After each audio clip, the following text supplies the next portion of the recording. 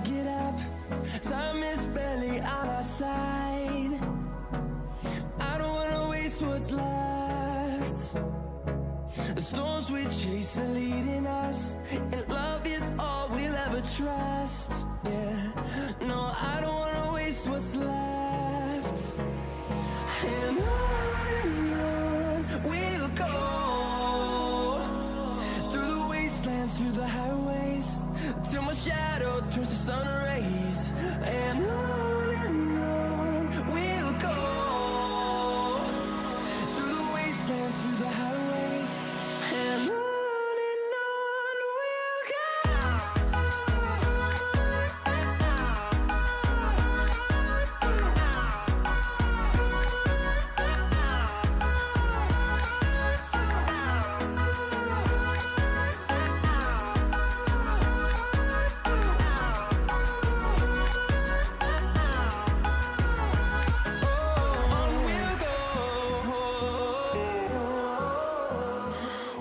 Does perfect even mean? Is there even such a thing? Ooh, can we switch up all the rules and imagine a utopia? Darling, I'm just so fed up with these expectations. They keep weighing me down. My heart is begging me to get the hell out. I'm gonna live inside the upside down for a minute and pretend, honey, I'm a perfect 10. Whoa, whoa, honey, I'm a perfect 10. Whoa, whoa, and if I say it enough, it gets ingrained in my head, and I start to see, honey, I'm a perfect 10. Honey, I'm a perfect 10. Whoa, honey, I'm a perfect 10. Honey, I'm a, yeah.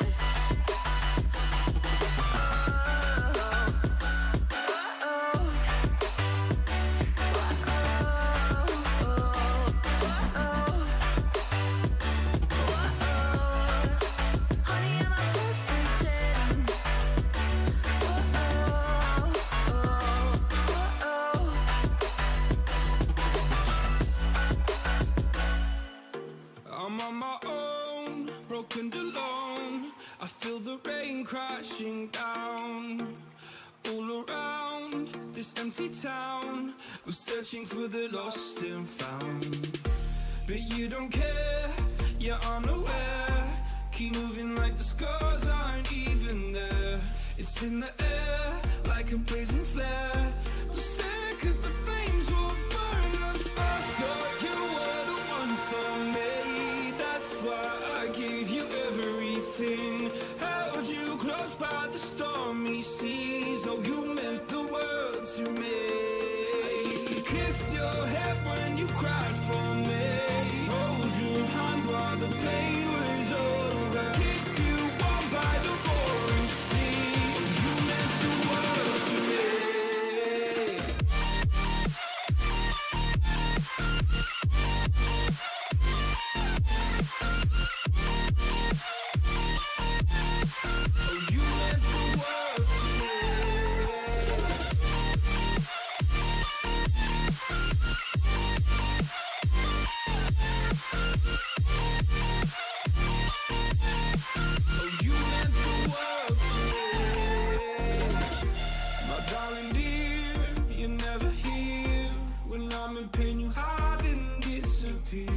Like shadows in the atmosphere, charting the stratosphere. Yeah. I prayed for you and kept you near, in hopes you'd chase away my fears. I'm on my own, you made it so, and now I'm chasing nightmares through. I used to run with you through the great big leaves, laugh at you when you laugh at me. Hope for us because I believe the home was just you and me. I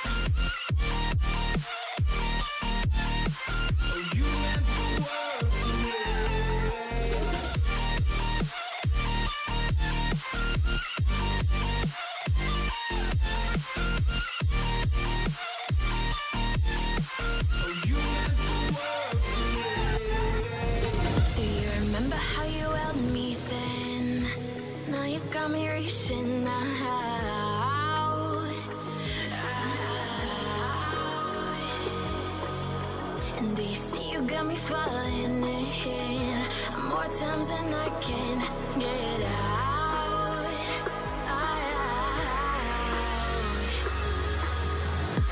Down in the deep of my mind, I crawl for you and you're always inside. Down in the deep of my mind, how long do I got to keep you, to keep you? Down in the deep of my mind, I crawl for you and you're always inside.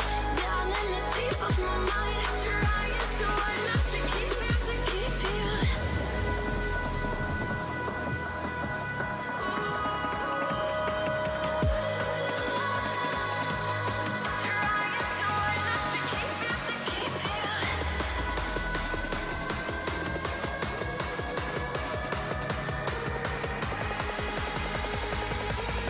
How long do I got to keep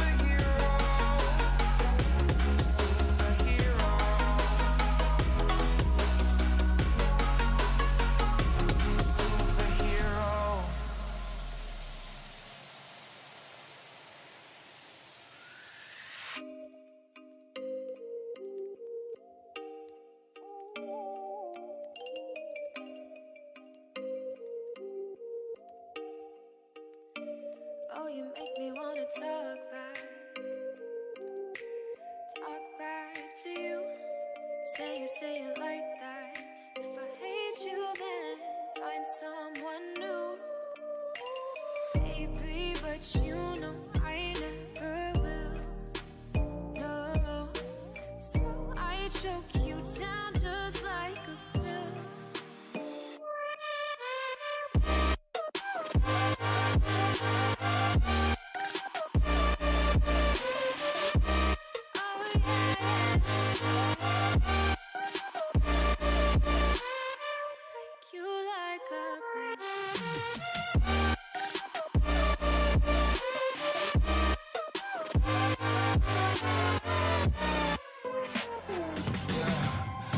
Never ever find the right words, and there's no way this is real life. There's no telling you're the right girl, so I can only say that it feels right. It feels right, it feels right. Yeah, I can only say that it feels right. It feels right, it feels right. Yeah, I can only say that it feels right.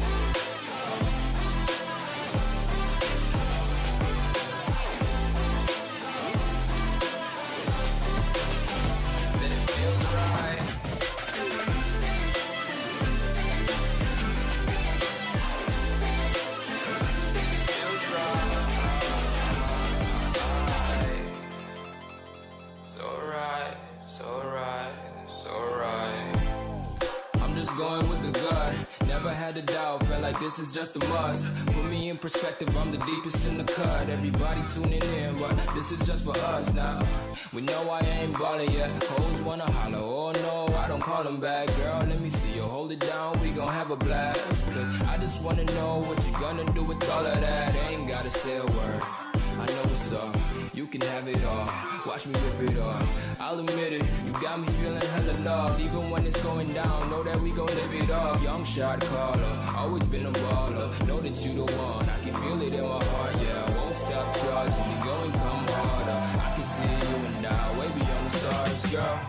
I can never ever find the right words, and there's no way this is real life. There's no telling you're the right girl, so I can only say that it feels right. It feels right. It feels right. It feels right.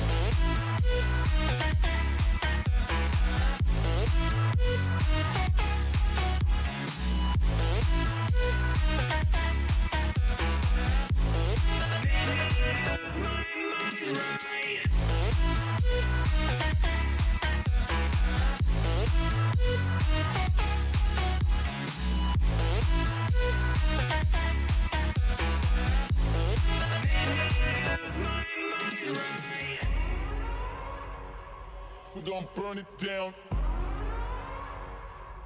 Burn it down. We gon' burn it down. Burn it down. I killed it, it's murder. I killed it, it's murder. I killed it, it's murder. I killed it, it's murder.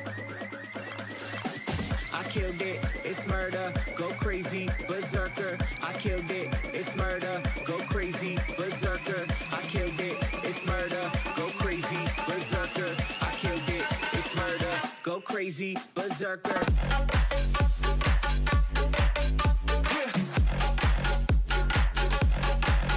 Show them.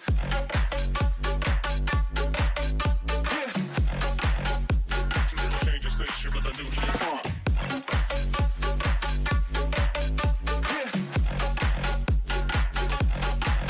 Show them.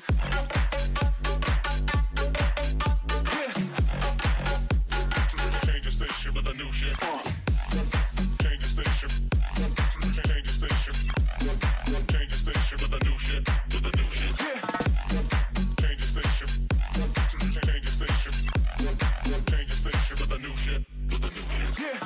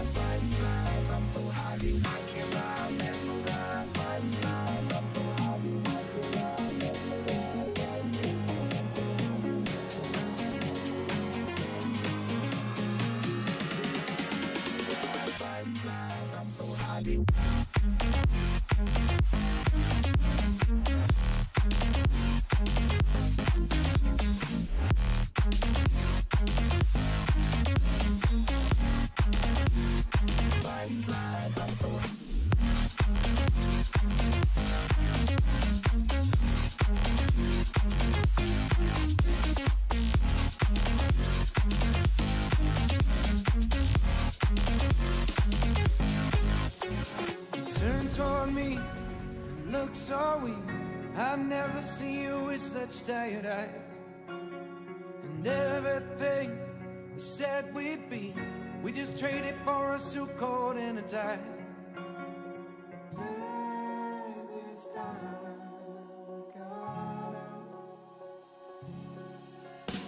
And underneath the rows of trees, I will see you where the ocean meets the sky. Under your toes, the fire grows. You are ready for a different kind of life. You're silent for the wind is cold. You must return to the wild.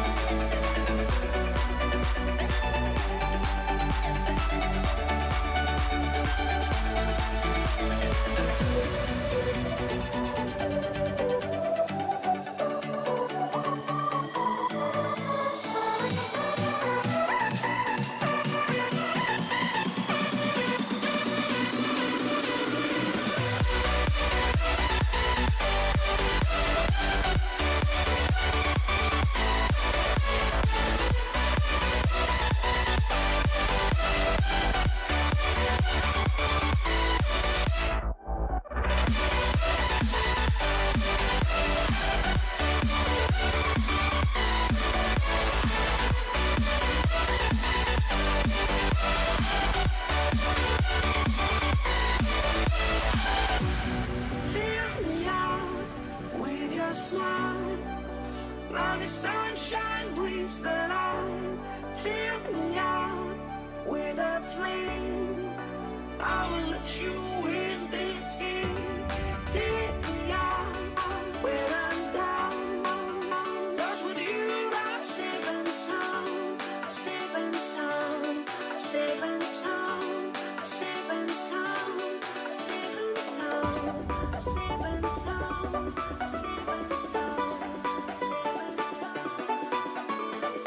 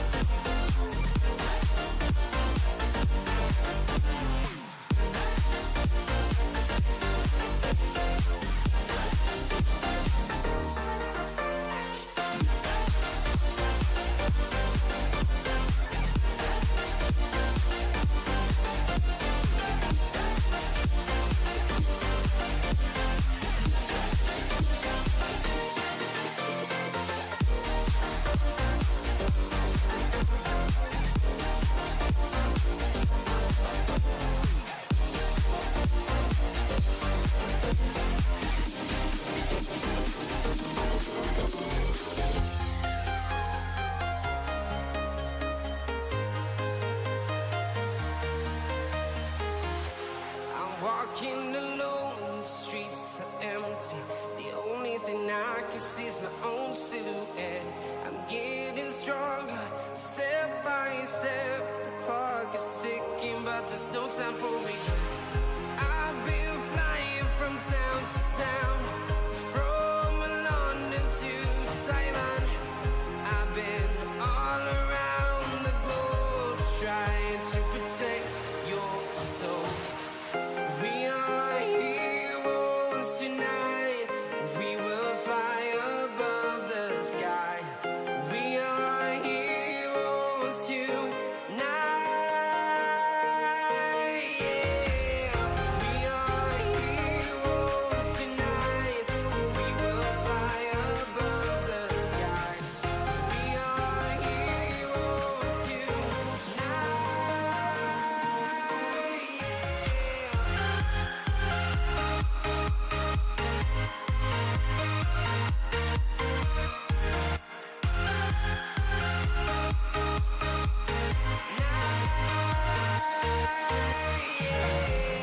Feel like a dynamite, ready to explode right up in the sky. I need you to listen, I need you to hear, and don't show any fear. I've been flying from town to town, from London to Taiwan. I've been all around the globe, trying to protect your soul.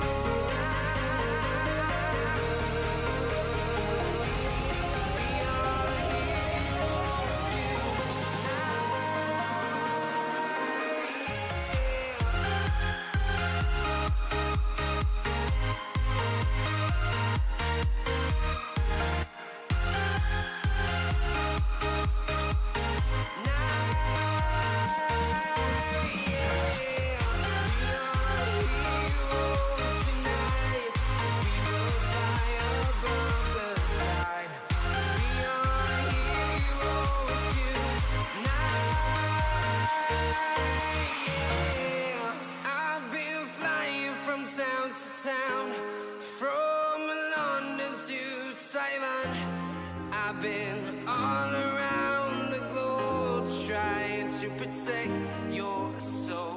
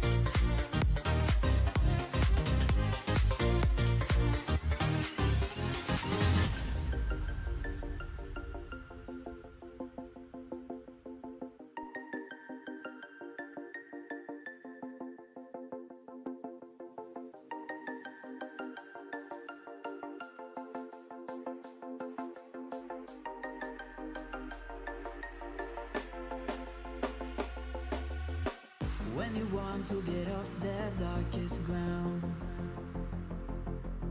the gravity pulls you straight down. Earth from a bird's eye view. You should grow feathers and see this too. When you want to get off the darkest ground, the gravity pulls you straight down.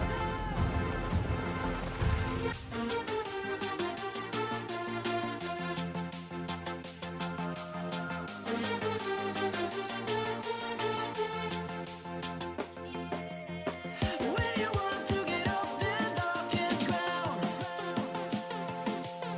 the gravity pulls you straight down.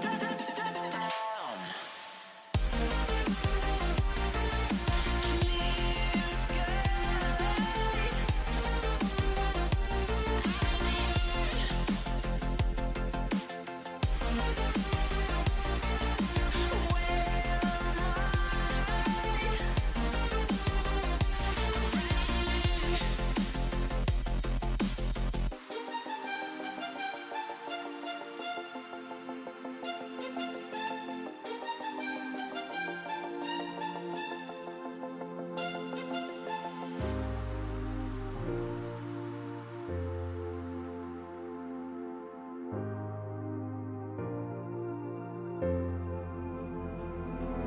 Without you, I remember myself, my name.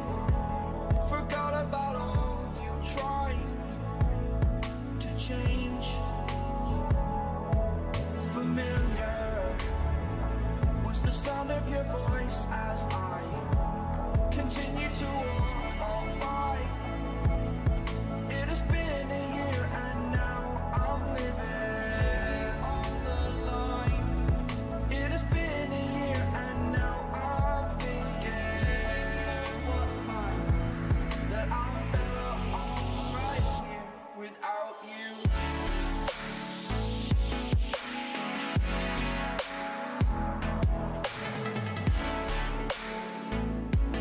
That I'm better off right here without you.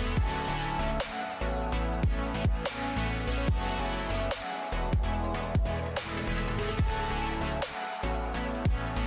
I'm better off right here without you. I live inside my own world of make-believe. Kids screaming in the cradles, profanities. I see the world through eyes covered in ink and bleach. Cross out the ones who heard my cries and watched me weep. I love everything. Fire spreading all around my room. My world's so bright, it's hard to breathe, but that's alright. Hush.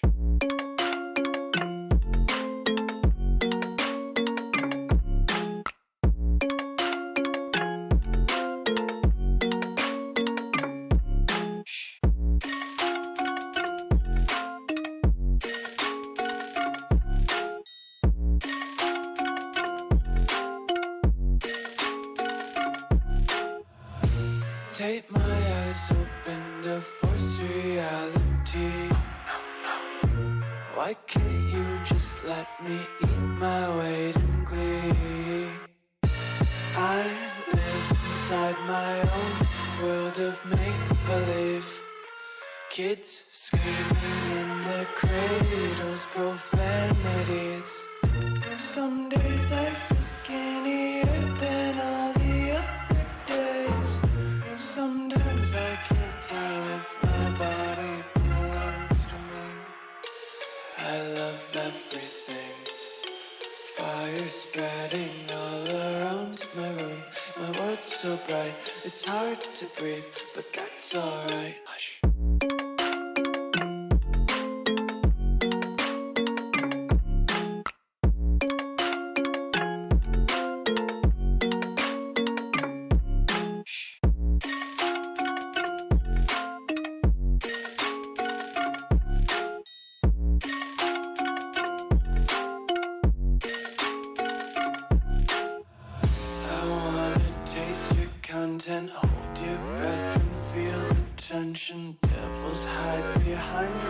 redemption, honesty is the one-way gate to hell. There are only a few seconds to close this round, and headshot! Nice! Fist bumps go to the teammates. I wanna hear your go, go, go. Make them feel your smashing blow. Win the round. Rise to fame. Hold the ground. Pretty much. They play, you win. Hello, ladies and gentlemen, and welcome back to Epic League, and another day of fantastic Counter-Strike awaits us. We're going to be starting off the day with Virtuspro versus Entropiq in a crazy rematch with a lot more on the line, and then to send us off at the end of today, it's going to be NAVI versus Team Spirit, two teams I personally did not expect to be seeing in the lower bracket of this tournament. But today, I am Sneaky Peaky, joined again by the wonderful Whitecast, and White, what do we think about today's matchups? Well, first of all, Entropiq versus Virtuspro. Well, I honestly think Entropiq are going to take this one. Now, 2-0, 2-1. This time, I honestly don't know. Last time it was 2-0, but I think Virtuspro, they're going to, they recently played against each other, so they are going to have plenty of material to work off and to study. So I think Entropiq are still going to come out ahead, but this time 2-1, because Virtuspro, I think we're going to see a better version of them today. Yeah, no, I'll be honest. After they lost so badly to Akuma, I was a little bit shaken. On the flip side, Navi also lost so bad to Akuma. So is this just, the new number one team in the CIS region?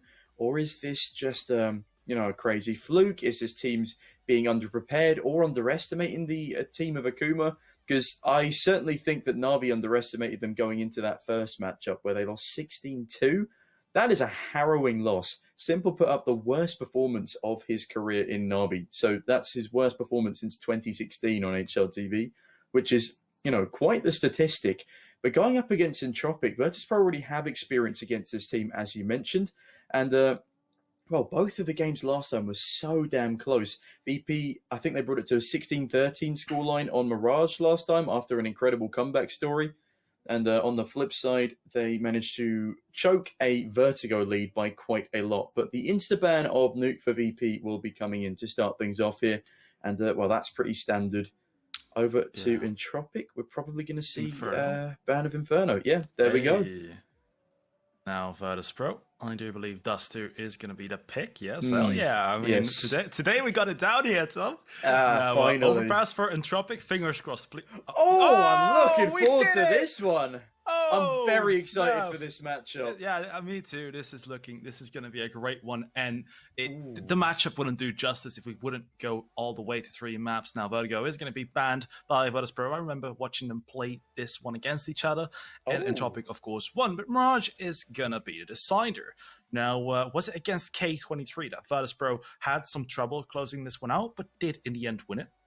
On Mirage, it was a 16-10 scoreline against K23. They started to let a couple of rounds slip. Again, against Forza, they lose 16-14 after they let the final couple of rounds slip away. Virtuspro have a pretty rough time on just Mirage in general at the moment, but especially closing out those last couple of rounds.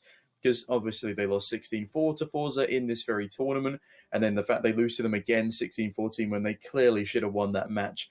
It's just, I'm unsure what they're doing as a team on that map at the moment. But starting us off with Dust2, which is still the strongest map of Virtuspro, going on to Overpass, which was the strongest map of VP. In fact, I would like to say, unbiased, they were the best Overpass team in the world for a good 2 months until sort of Gambit and Navi caught back up with them.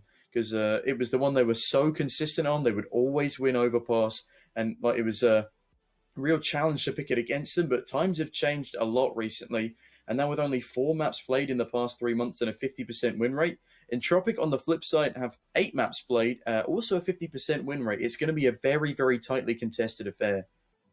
And something that I find very questionable right now is Virtuspro picked Dust2. Now you're going to be like, why do you say that? Well, Entropiq, they won 16-7 against Gambit on Dust2. Against Gambit! Ooh. They Entropiq were able to take a map in such a dominant fashion of the #1 team in the world, and it is Dust 2. Virtuspro decided to pick this one. So I do believe if that goes away with Entropiq, and I have a feeling that it could, that this could be 2-0, but I'm still going to stick with my gut feeling 2-1 for Entropiq, because Virtuspro, I mean, they picked a map, they must have a reason for it. Yeah, I think that what you said about Gambit is true. They did beat Gambit 16-7 it was. But on the flip side, Virtuspro isn't Gambit. They have a different style of play. And I feel like, off the top of my head, Gambit are less comfortable on Dust 2 than Virtuspro. Because VP have been consistently, although narrowly, winning a lot of their games on Dust 2. Consistent? Shush. Sort of, as I said, although it be narrow, they've been winning a lot of their more recent games on Dust 2. We've had, a 16-14, a 16-13, but at least they're managing to take it over the line. Entropiq as well, though, they are a very threatening Dust 2 squad. So 10 maps played, 80% win rate. I think if Entropiq do win Dust 2, Virtuspro still stand a chance on Overpass. At the same time, I feel like a lot rests on whoever wins the first map. Because if VP win the first map, then they also stand a slim chance of a 2-0. But if Entropiq win the first map, I think it's more likely that they would 2-0 than VP. And a 2-1 is still very much on the cards. Yeah, I mean, the last real good result of Virtuspro was at IEM Katowice. That was their last serious result when they placed second. And how long has that been ago? And quite a while. So, of course, before that, they did win CS Summit. But like I said, that was before that. So Virtuspro, now it really is time to show us what you got. Because right now, they are with their backs against the wall. If they lose this, they're out. Yeah, they've had a long stretch of sort of 7th, 8th, 9th, 12th place finishes, sort of just reaching the playoffs bracket or not quite getting on through. They've lost 2-0 to NAVI. They did beat Spirit 2-0 back in DreamHack. So that was a pretty good result for them. One of those maps was on Overpass, and I believe the finishing score was 16-13. It was a very close game. VP proved that, again, they can play when they actually show up as a roster. But again, that's something we've been struggling to see. It was Buster in the last series. It's been Kicker before that. Sanji's had a couple of rough performances. Yakindar actually switched roles with Sanji the last time we casted them. Sanji was on the entry for some reason, which was really fun to watch. But it's also very confusing following this Virtuspro lineup, as they're clearly trying to readjust to the current meta, to their teammates' new strengths. Whether or not it's actually working or not is another question. On the flip side, Entropiq, I mean, they've been definitely doing something right lately, White. Yeah, and something that's also going to be fun to watch is this game, because we are right now live with Virtuspro versus Entropiq on Dust 2. Now, Sanji is being rushed currently towards long. Kinder is going to secure him, though. Finds the headshot onto Force. The VP looking at a great spot. Kinder and Entropiq have to be careful of that angle. Find some hands, but Entropiq, they're going to slow down, but in 4 versus 5, they do have the 2 smokes to cross, but VP are ready for this. Yeah, they are indeed. 3 USPs eagerly training down long range. Not that it matters now that Elian finds a headshot onto Yakinda. He's looking for more blood as players peek on behind the box. There's 2 up on that A-bomb site, 1 down in CT, and Elian realizes he can't deal with all 3 of them peek him at once. Bomb is cautiously waiting by A long doors, not making a move just yet. And now, Elian, he's going to find Jame at long range with that USP. They could go for the execute now and not have too much of a hassle. Right here, this is going to be an important frag for either of the teams. Kicker, it is going to take him out. Will be pushing up towards short to help out his teammate, because all of Entropiq are coming from long. Sanji here could deny this, though. Hasn't found a single kill just yet, but that is all right. We are in the first round. Either way, he is currently sitting in Gandalf. The bomb is going to get planted now. Alien finds the flanker. That's Kinkert to go down, and Sanji barely not finding the heads. Entropiq now in the 3 versus 2. This is looking very good, but Buster is Sanji going to find some beautiful headshots. Now Nickelback goes down to Sanji as well. 2 kills for the man, and that is the first round for Virtuspro. And my oh my, I didn't expect him to come out of this one. No, me neither. That was a very unexpected pistol round result. Sanji just out of nowhere finds a 2K. All right, Sanji. Well, if that's how you want to play, then if he can keep it up, I have high hopes of him in the early series. However, of course, that was just a pistol round. And Parry Match themselves, they're a little bit torn. 1.77 to VP to the 1.97 of Entropiq. Both of these teams are really good teams on Dust 2, but if you want to get a bonus for your first deposit with Parry Match, then head down below to the banner in the description, and that'll take you to the Parry Match website, where you can bet on your games, make the viewing experience a little bit more fun. But ladies and gents, please do remember to gamble responsibly. Yes, James now with the scout. Try getting attacked, Kinder holding down. But yeah, Entropiq, even though they did just lose a round, their buy isn't too bad. That is something you always have to be careful with as the CTs. Especially when you're going up against that T-side force buy. Sometimes their weaponry just looks better in the end, and it just shows. Alien with the AK is going to find Sanji, and now Buster in a 1 versus 5. And what do you think of the way the economy is right now? Because in round 2, sometimes the T's just have a better buy in general. I mean, that was just a terrible round through and through from VP. Yakindar whiffs his shots on the player in lower. Jane gets his head taken clean off by an AK. The FAMAS player running in towards lower tunnels doesn't find a single frag. That being a flawless round for Entropiq, VP's economy is just ropey to say the least. And Entropiq is going to start booming from that one. That was a crazy round from Entropiq. I can't believe they don't lose a single player in Elian. He's on 6 kills already. Yeah, what a beast right here. Definitely going to be helping out in that last round now. VP will be looking to force buy once again. Of course, James is going to be saving money, but we do want to see own that up, so definitely understand that, Alien. Fortunately, not going to find any one-taps right there through the smoke. It's a bit too early for that. Now 4 p.m. Still morning for the both of us. Mostly Especially you. for me. Yeah. We should go into what happened yesterday in a bit. But now, of course, VP still with a buy that could perhaps surprise us, especially Yakinder there. Okay, that's a nice frag to start things off, but can they follow up with just the pistols here? Yakindar is still alive. FAMAS at that kind of range up against the AK, so I don't really fancy his chances, especially if the utility starts to rain on down. Crad is going to be the first man out, it looks. And I love this smoke setup. It's a sort of semi-one-way. And it allows the T's to push onto the site relatively uncontested. But Yakindar, he wants to contest. He's going to dink Elian. And now Sanji needs to fire off a shot, but he gets full blinded twice. He plays anti-flash for the first, but doesn't anticipate the second. Yakindar now eats some nade damage. 4 versus 4, these CTs have to start rotating in quickly, and they need to find a kill fast. Otherwise, this round will continue to slip away. Yeah, there's really nothing much VP can do anymore. Of course, I mean, they can still find some 1D, some nice kills on Yakinder, but Entropiq, they seem to be having this one under lockdown. It is still a 4 versus 4, of course, but yeah, look at that. Pistol's not strong enough, and James now in a 1 versus 4, excuse me, with the P250. But yeah, I was starting to get scared for what I just said, but I was right in the end.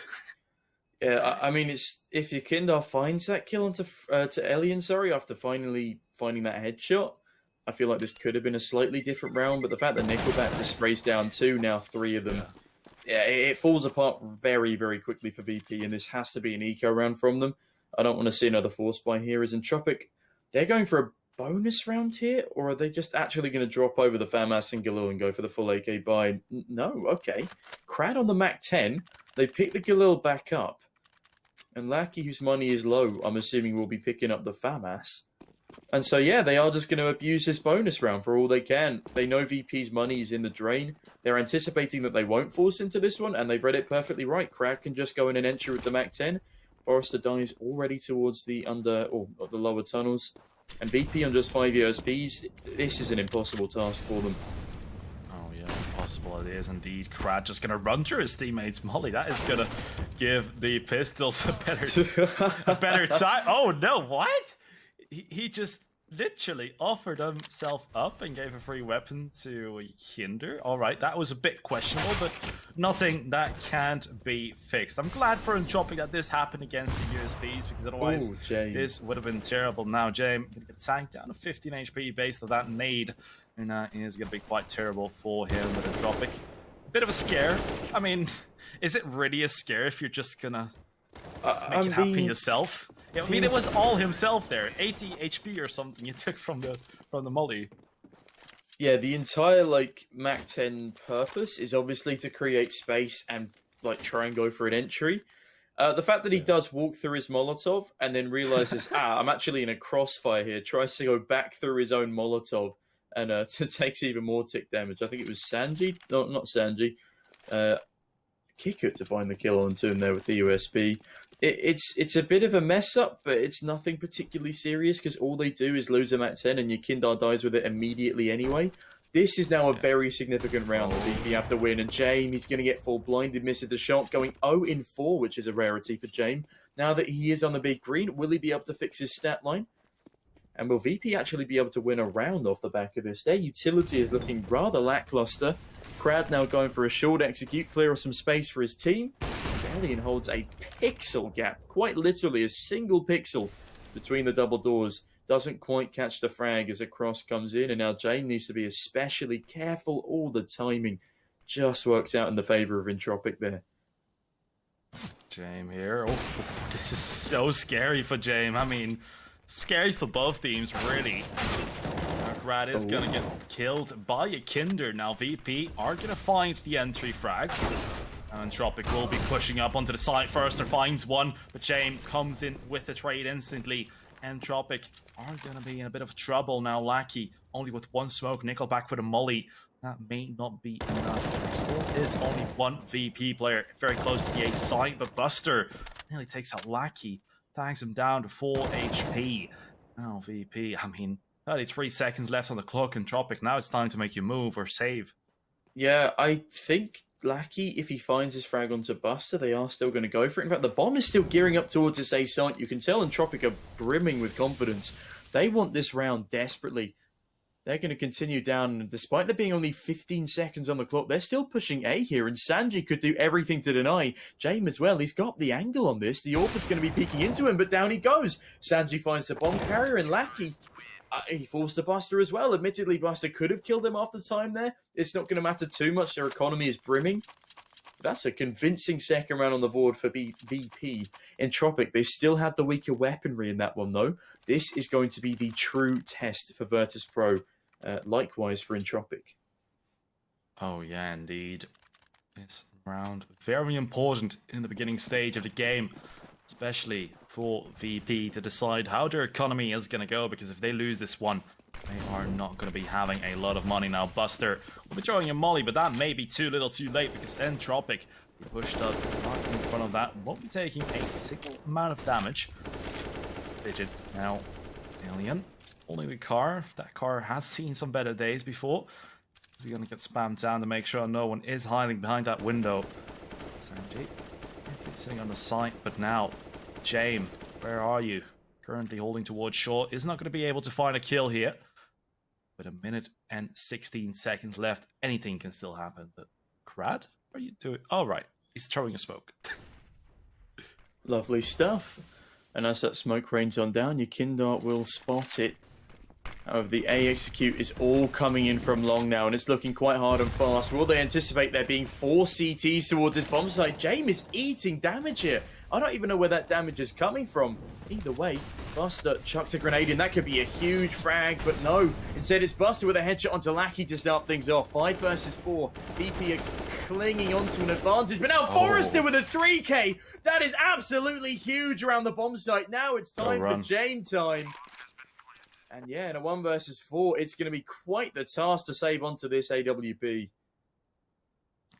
And this is not going to be good for James' confidence on this map, Dustu. You can definitely come out with some nice aggressive picks. And James, not really known to be taking the most aggressive picks, but the confidence on the AWP is definitely still going to be very important. Now, he's going to find 1 kill, but that will ring the dinner bell. And I do believe Entropiq are going to want to hunt him down because he's so good on that AWP. Forrester here. No down, but is waiting. He's waiting for Crad to come up. Cue the Jaws team, because Crad is going to eat Jame up alive, and he's not going to save the AWP because you only need 1 on the T side. Yeah, that's a dastardly round for VP to lose. I don't know where half of that util damage comes from. All I know is that VP eat it up, and then Forrester with an incredible 3K jumping on top of the site boxes just annihilates all of these 4-man stack on the bomb site. The fact they had 4 players on the correct bomb site and they still lose the round that badly, it's just looking rough for VP, I'll be honest with you, White. And also, the utility from both sides, mainly Entropiq though, has been impeccable, especially their flashbangs, and VP just looked ill-equipped to deal with all of it. Sanji got decimated by flashbangs in the previous round. All of the smokes that rained down on that A-bomb site followed up by the flashes and the aggressive peek from Forrester. They're just unequipped to deal with it. They don't have anybody to trade. And they're allowing themselves to be lined up like bowling pins and knocked on down by the Entropiq player bowling balls.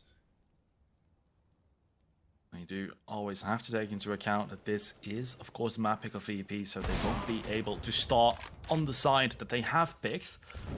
So, in VP's case, I definitely want to see what they will be able to do on the T side.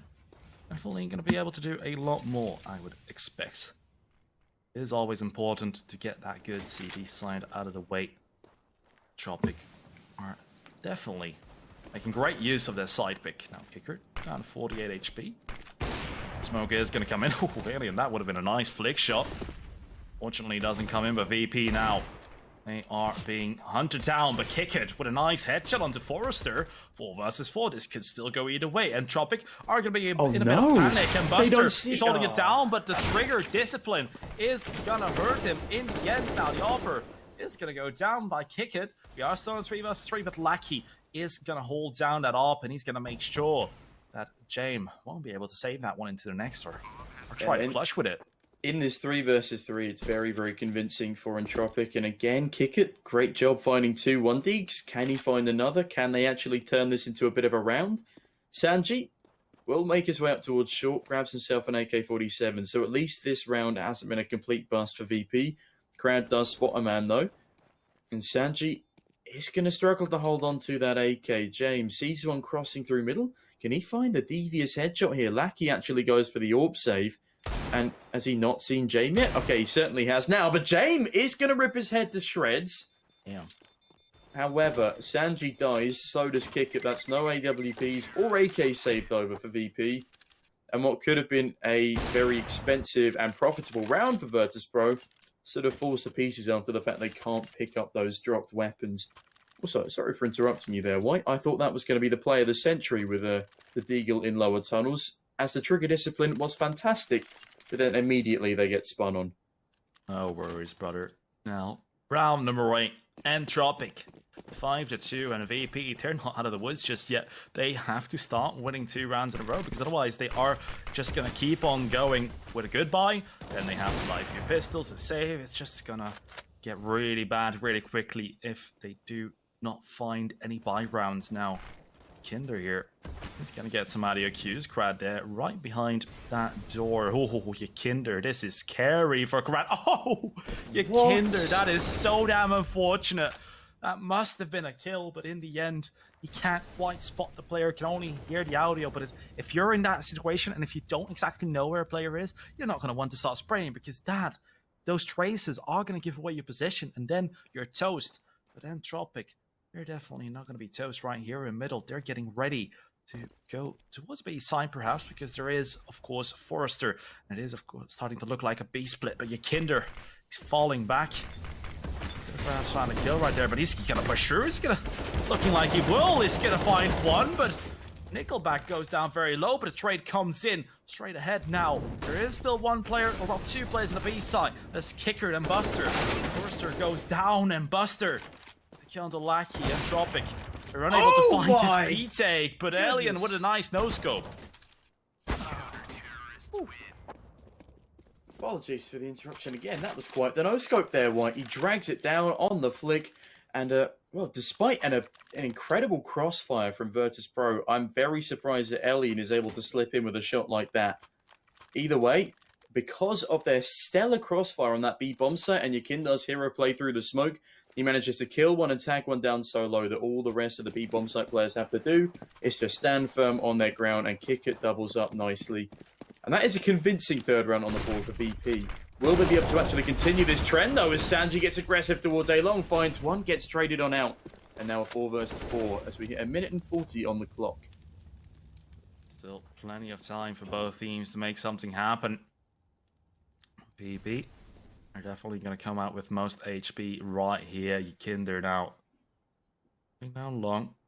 It's currently all of the Entropiq players perhaps looking to go towards the A side, but a missed jump boost, run boost is not going to come in. But Alien, there is a player right behind the box right there. That is Kinder. Of course, you're not just going to randomly start spamming that, so he is going to be able to survive for now. Starting to think perhaps a flash of his team is going to come in. Nickelback is going to find Kick It. Kinder has a nice angle right here. Under smoke is going to take out Forrester.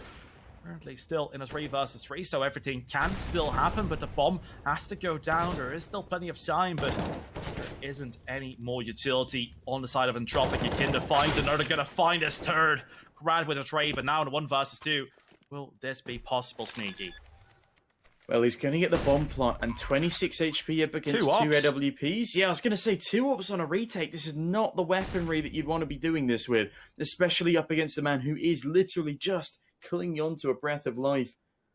And as that bomb timer ticks on down, I still worry for VP. Ikindar's 3k may not have been enough here.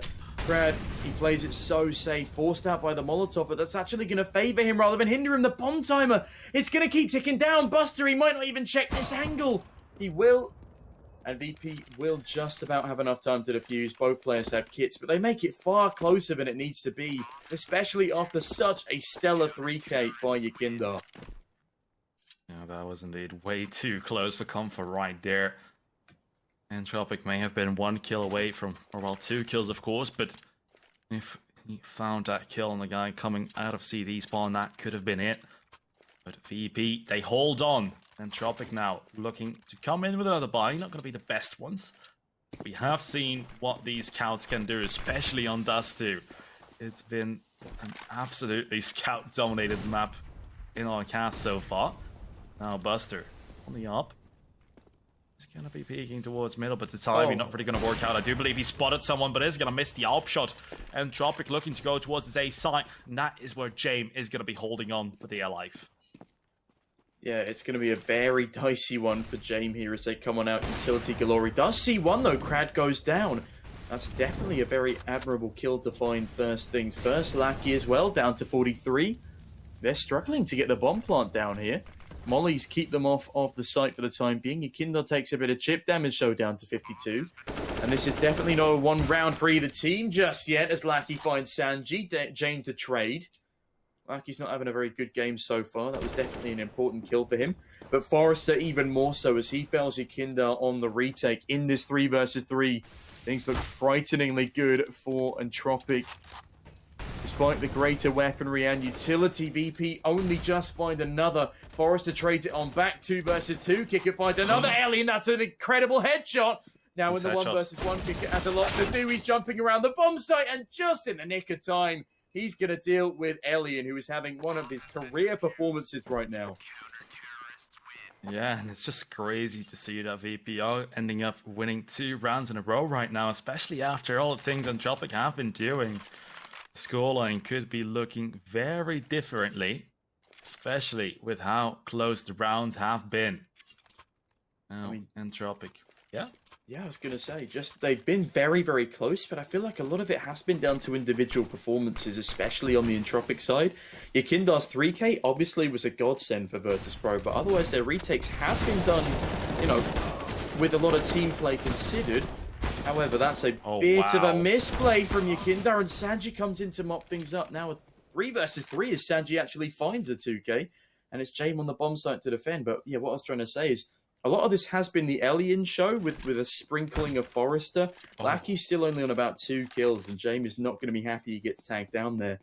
This is still a winnable round for both teams, but it should be VPs with the big green on James. Very winnable for both sides, but Alien gonna miss his shot. That would have been the kill on James. Now, the timing here. James would have been dead if that would have been a few milliseconds. Now, he is going to take out Grad and Lackey now in a 1 versus 3. Doesn't know there's a player in Gandalf, but it's going to be able to get the bomb down. But Buster out of Gandalf is going to find that headshot to Lackey. And that will be the 6th round for VP, and they are going to take the lead on their weaker side. Yeah, and they may have got the bomb plant on the side of Entropiq, but their money isn't fantastic. Because they're on the T side, they will be able to buy up once again. But, you know, if every single player wants an AK, they want Kevlar, they're going to struggle to get full util. And you definitely want to be buying head armor up against a CT side. Having said that, they do have 2 AKs and an AWP for Virtuspro right now. So maybe head armor isn't on the top of the list of their priorities. And oh, look what buy they've gone for, White. They've gone for the another iteration of the Ford Eagle Scout buy. How do you think this one's going to end up? On the T side, it's going to end up great if they stick together, and that is exactly what doesn't happen. Right there, Jay missing a shot. One player, alright, his teammate can save the day. But if there was 5 terrorists with Tech 9s running at him, just imagine how that would have went. Jane would have went down. The second guy would have gotten 1 kill, 2 kills maybe, but then he would have been overwhelmed as well. Then Entropiq would be in a 3 versus 3. Op and AK in their hands. But no, they decide to go for the Deagles, the Tech 9, the Scout, and they decide to split all around the map. Why? Yeah, I don't understand why they don't play for a trade there with that Tech 9 play. If they had one other person with them, Jane would have gone down immediately. And Yakinda, I mean, he might have been able to get the 2K. Exactly. If it was 3 of them bolting it down, 4, even all 5, that would have been such an easier engagement, and they would have had a clear A bomb site immediately. But they decide to send 1 lone player in. Well, I don't know if they decided it or if he just did it. And it comes back and it costs him a lot as Yakinda cuts through Forrester. Now continues to spray on down. And there's been a lot of weird decision-making here from the Entropiq side. As VP starts to look a little bit more like a spring in their step. And now Yakinda's just having another day at the Rangers as he spams down these last 3 players to, well, very low points of health. He does go down to Lackey, though. That's a bit of a misplay. Nickelback finds one, too. And these Deagles are causing far more havoc than I anticipated for them. Kickit deals with another. It's all down to Elian, and he will fall. And I suppose we can say, you know, those were 2 nice Deagle kills there. Yeah. Was it worth the investment? They don't get the bomb down, and now they're down 7-5. They can afford to buy up into round number 13. But yeah, this has just looked relatively convincing for Virtuspro in these past couple of rounds. Oh yeah, Entropiq, they have totally quietened down. Alien still playing great, but yeah, if you only have Alien popping off, what can you really say? Okay, his teammates are not doing bad, but Alien once again showing us why. He is just so great right now. Gonna tag Buster down to 31 HP. Alright, that was a bit down to luck, so we can't fanboy him too much for that now. But Lackey here, holding onto the long doors, currently 45 ADR. Not the best performance just yet, but we are still, of course, in round number 13, so everything can still happen. We've seen players completely turn it around in the past. Now, back. Yeah. Just quickly, you said Elian's still doing great. He hasn't actually found a kill in the past 3 or 4 rounds, I think. So he's completely dropped off. And I don't know whether that's just a confidence thing or the rest of his team aren't showing up around him and it's starting to affect him mentally. But yeah, it feels like Entropiq are just making strained last-minute, not very well thought-out decisions. And it's having an impact on the whole of the team. And that grenade has a big impact onto Nickelback as he goes down to 58. That was very painful nade now. Doesn't change too much just yet because Buster already down to 31 HP as well. But VP, they're kind of letting go of the A side. Now, it works out pretty well for Entropiq because they are looking... Well, ooh, Lucky. Yeah, he's going to find a kill towards A now. Entropiq, they still wanted to go towards B. But look at this. The bomb has been dropped right now. I wanted to say, like, Entropiq, the A site was open. No one was there. But VP, the Campbell, ended up working out because Entropiq, they were looking to go towards B. And they tried it. But Lucky here still going to find a headshot onto Yakinda. It is a 2 versus 2. But Forrester going towards middle. Nope. He is going to switch decisions because he looks at the clock. There is no time anymore. Oh, what? He just stops running. Okay. No, he knows it's the not save enough time. was... I mean, there was enough time to get the bomb plant, but I guess he knew that there was a player. And finding that player, there's just 2 seconds is just not enough. Yeah, exactly. Yakinda, I would just like to point out, gets a 3K in middle/A there. And that was a monstrous performance from him. Without that performance, that would have been a 1 round for Entropiq every single day of the week. And it's nice to see that his confidence isn't knocked despite the 13 deaths on the board for him. Yakinda has died every single round in this game, but he's still consistently putting up multi-frags exactly when is required of him. Now, another full investment coming through for Entropiq, and it's Jane to see the first man. Down goes Elian, who's now having a pretty rough performance, all things considered. He's just not found a kill since earlier on. Nickelback forced out of the angle by a Molotov. They do smoke it eventually, but he's down to 51 points of health. And now the A hit comes on in from Entropiq. Yeah, now does indeed come in, but already lost one player, and VP are looking quite aggressive here. Ooh, Nickelback is going to spot him above the smoke, so that is going to be the equalizing frag. Brad now, slowly but surely, taking more map control towards the A site. All the time in the world still, especially when you look at the last round. 1 minute, definitely enough to make something happen, but Buster here together with James, and then we still have Sanji towards long. This is not the best side to currently go to because VP have this completely under lockdown. Entropiq would have to have a lot of utility. They do have mollies, they do have one flash, but they don't have any smokes, and the smokes is exactly what you're going to need when you go up against James. He is going to take out Crad. Now VP in a 4 versus 3 Buster. He's going to get tagged down to 68 HP, but now Molly coming in. But yeah, Entropiq, look at the time here. Yeah, 26 seconds left. That grenade is brutal. Nickelback only on 27 health here. And as he encroaches towards his bomb site, one bullet from... Oh, Sanji with a headshot swing. That will certainly do the trick. And now in the 2 versus 4, they may have got the bomb down, but can they actually win the round off the back of this? Lackey actually eats a bullet. Oh my goodness, a double wallbang from James. Forrester finds ahead of Sanji, but now on 15 points of health, he has a 1 versus 3 to deal with. James is on fire right now, and he's forced away off the angle. The AWPer continues to peak on round, but look at this. Forrester's just gone for the full save, and with James holding the ankle, I doubt he would have been able to get back into that anyway. And, you know, normally you'd describe a player as mind-boggling. I want to describe James as wrist-breaking, because this man, the flicks he hits consistently are just incredible. It's so fun to watch James when he's performing like this, because he just doesn't miss. Oh yeah, not going for the easy shots, wants to get the hard ones. Love to see it. Now, round number 15 is going to be the last round of the first half. Now, Entropiq, they came into this one with a great start, mostly off of Elian's performance. Now, Buster, gonna tag right down to 16 HP. I don't even think he spotted him, so they're not really going to have any information about that tag or the fact that there's a player out there. Now, James is going to hit easy shots as well. Wow. Takes the kill onto Forrester. And I say easy shots. I mean, it wasn't the craziest flick. It was still a flick, but just goes to show that he doesn't have an issue that some players have. Some players that go to Valorant, wink wink. Now, oh, we don't talk about that. I'm just in awe of how consistent he is when he's playing like this. That's going to get very dicey. Buster waits a long time to pull the trigger there. Oh, that grenade, though. Down goes Elian. Definitely goes down by the Kobe and VP. They're looking so damn strong, way stronger than the other games we have casted them in. And it would just be lovely for us two to be able to cast a game where VP finally come out of their slump. I mean, we are still watching against them go up against Entropiq. Entropiq, still a great team, but definitely not like an Astralis as an example.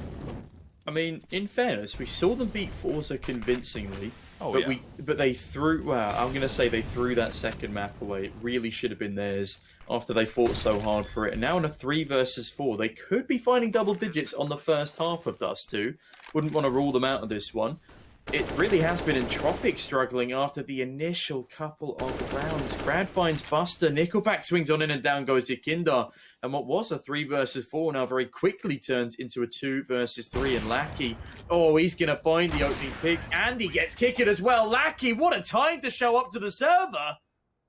As Entropiq denied double digits for Virtuspro and put up a stunning final round on the board. Shining bright like a diamond right there. 9-6, and now we are going into the second half, and what is also looked at the better half of VP, if I am not mistaken. Under normal circumstances, you're not mistaken, but they've been a bit all over the place in recent times. It seems to be VP, they'll have a better second half if they're down in the first half, or a worse second half if they're up in the first half.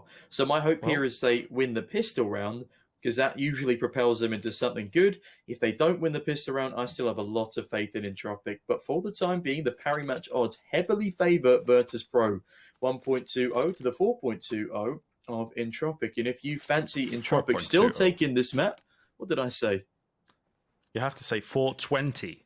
Oh, of course, my apologies. But if you do want to get a bonus on your first deposit, head down below to the banner in the description. It's got Coldzera's lovely face on, and you can risk some of your own money to make your viewing experience that little bit more exciting as Elian tries to make this pistol a bit more exciting.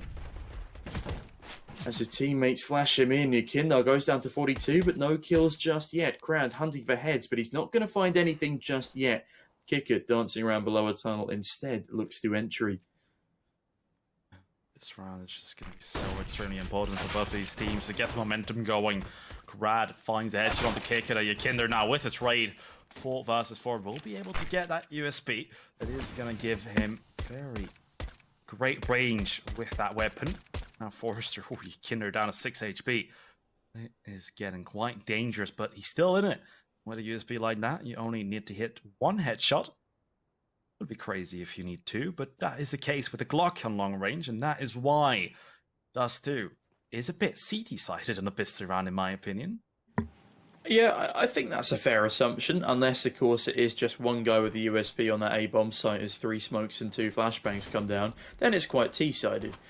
I think in post-plant situations, Dust 2 is T-sided on the pistol round, but otherwise it is, because of the range of the USB, CT-sided. But enough about whose side the pistol round could be, and more about how Nickelback has just found them the man advantage. He eats a dink, but it's just through the edge of the wall. Sanji faces the wrong way for some reason. As Buster flies on in, finds a trade. Lackey down to 3 HP. Jane looks to capitalise. It finds a headshot regardless. Now in a 2 versus 3, this is going to be a very tough retake, especially as... Wait, Buster? Hello? No conflict, perhaps?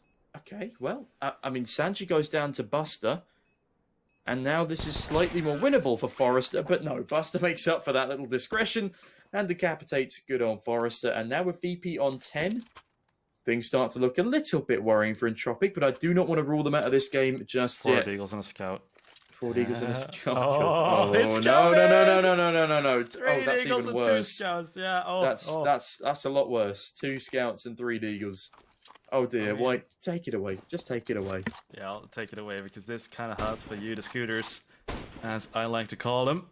Jane, not going to be able to find a pre-fire. Has a scout of himself as well. Now 2 players with the scouts going to be peeking in. Kind of reminds me of a theme park. Trying to shoot some ducks or whatever kind of games they have there. Now, Kinder. Molly towards short. Not going to be tagging anyone, but Nickelback here is going to be looking to peek alone, and that is just what pains me, is to see, yeah, he goes down. No trade fight potential whatsoever. Now, Alien is going to find a kill here. Onto the Kinder, but Kickered. Ooh, Crad with Deagle. Are we going to watch one of these rounds walk out for once? Alien. Oh my goodness. See spawning. Yeah, oh my goodness, indeed. VP. This is starting to look scary, especially with how close Entropiq are.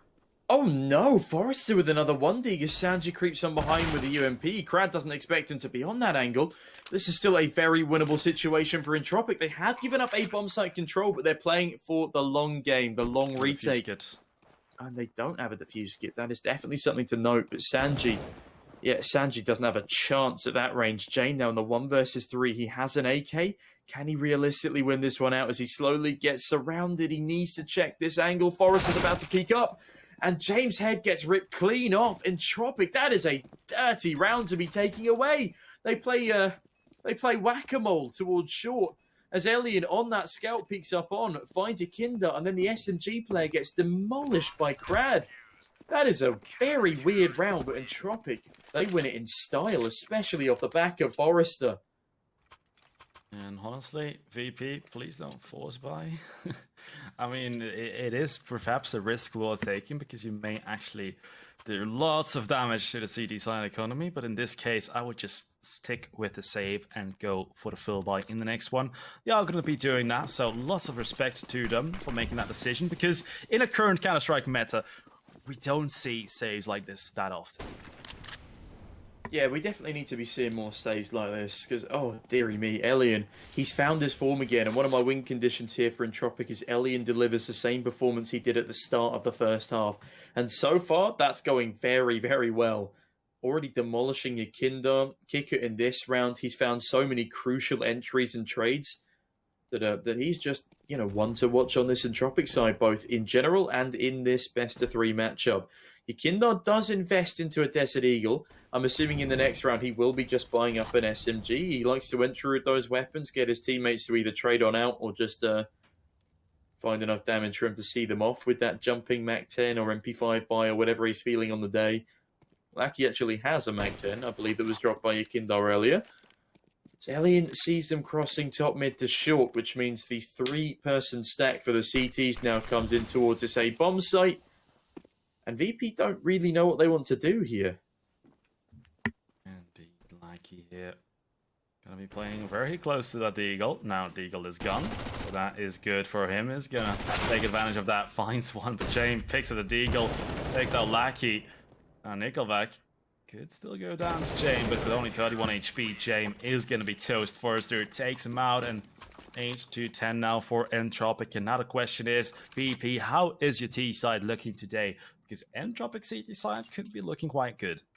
I mean, as I said, if Alien on the snipers is able to deliver as good of a performance as Jane did in the previous half, we could be looking at a very convincing Entropiq comeback and win. But VP, they've got a 5 AK buy. They have decent utility. Yakinda doesn't have any. Kicker has 1 flashbang.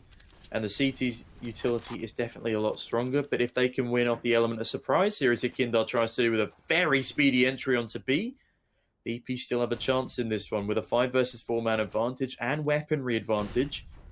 VP look good so far. They aren't going to spot Crad or Nickelback towards short.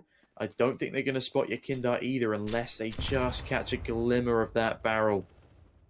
Grenade does a bit of chip damage. He actually dodges a second, but for the time being, Yakinda goes unseen. And it's still a man advantage for VP. Can they capitalize off of this? Or Crowd find Yakinda on the cross here. Around here. Himself in a nice position. He's going to be throwing a smoke right there towards B. To make sure not a single VP player can come out of that. Oh, bad timing for him. Goes down to 21 HP. Crad now will be spraying and praying to the smoke. Does actually tag Jane, but of course doesn't know that anyone is there. So that is not going to give them any information whatsoever. Now 41 seconds left on the clock. VP have to decide where to go. I'm starting to believe they may go towards A, but actually Buster has a different idea about this. He is going to try to perhaps clear out the B side, and as soon as they figure out that no one is there, he is going to have a great day. Oh, Lackey, though, this could be such a hugely important play, but James saves the life of Yakinda for the time being and actually doesn't take any damage through that wall spam. Instead, Yakinda finally goes down with 12 seconds left on the clock. It's Buster to say, oh my god, Buster actually finds the double there as he falls away. He decimates the cranium of Lackey through the edge of window wall. That is so unfortunate. And what could have been a promising retake with the utility they had left gets immediately ruined by Buster. And Crad now in the 1 versus 4. He's got to just save this AK. VP, they leave it very, very late. They keep Entropiq guessing the entire round. But when they finally take the B bomb site, it's open thanks to their great fake selling. And also the middle gets wiped clean of CTs in a matter of seconds. No thanks. Or thanks in part, sorry, to Buster's falling off kill. That was just saucy. Man, depending on how much Entropiq are willing to invest into this round, VP, this round may be worth 2. Now let's take a look at the investments. Forrester is going to drop over an AWP. Goes down to 700. Yeah, utility buys still have to come in, so see, like, yeah, if this round is lost for Entropiq, VP will be getting a second one for free, unless Entropiq, of course, come out with the 4 Eagles and a scout and make that one work again. Oh, I've seen it do great stuff, but yeah, James. Well, look at this, Alien. He is going quite aggressive down the lower tunnels. Now, unfortunately for him, no one is looking to go towards B, and that will be the Opper on the other side of the map. And wait, what? Entropiq, guys? All right. They're going for information plays here, but it could cost them if VP execute towards A long now. However, VP, they're going for a bit more of a slow style of play, especially after that last round win. Perhaps the slow style of play has lulled them into a false sense of confidence in this tactic. But Jane, though, oh, the timing is a nightmare. He literally jiggles the angle with milliseconds in it before Lackey goes for the cross. Off the back of that, that's a potential man advantage lost by VP. Alien now aggresses in towards middle, and if Virtuspro swing into this, that could be pretty damn costly. But no, it's a game of timings again. Look at the... Oh my goodness. This is just so unfortunate for everyone involved at this point, White. Yeah, I mean, there was a lot of great opportunities for both of these teams, but right now VP are looking to come out ahead still. Even though Forrester takes out Yukinder, I still believe that as soon as Lackey gets spotted right here, that is going to be the B side in control of VP, and they are going to put Entropiq in a lot of trouble unless Lackey, of course, comes out and does great things, finds one. Forrester is going to go down, but yeah, still, I believe that this is going to be a round for VP. They have the bomb, and retaking this B side is just so damn difficult. Kickard is going to get mollied out of position, but we do have to, of course, take a look at the HP on VP.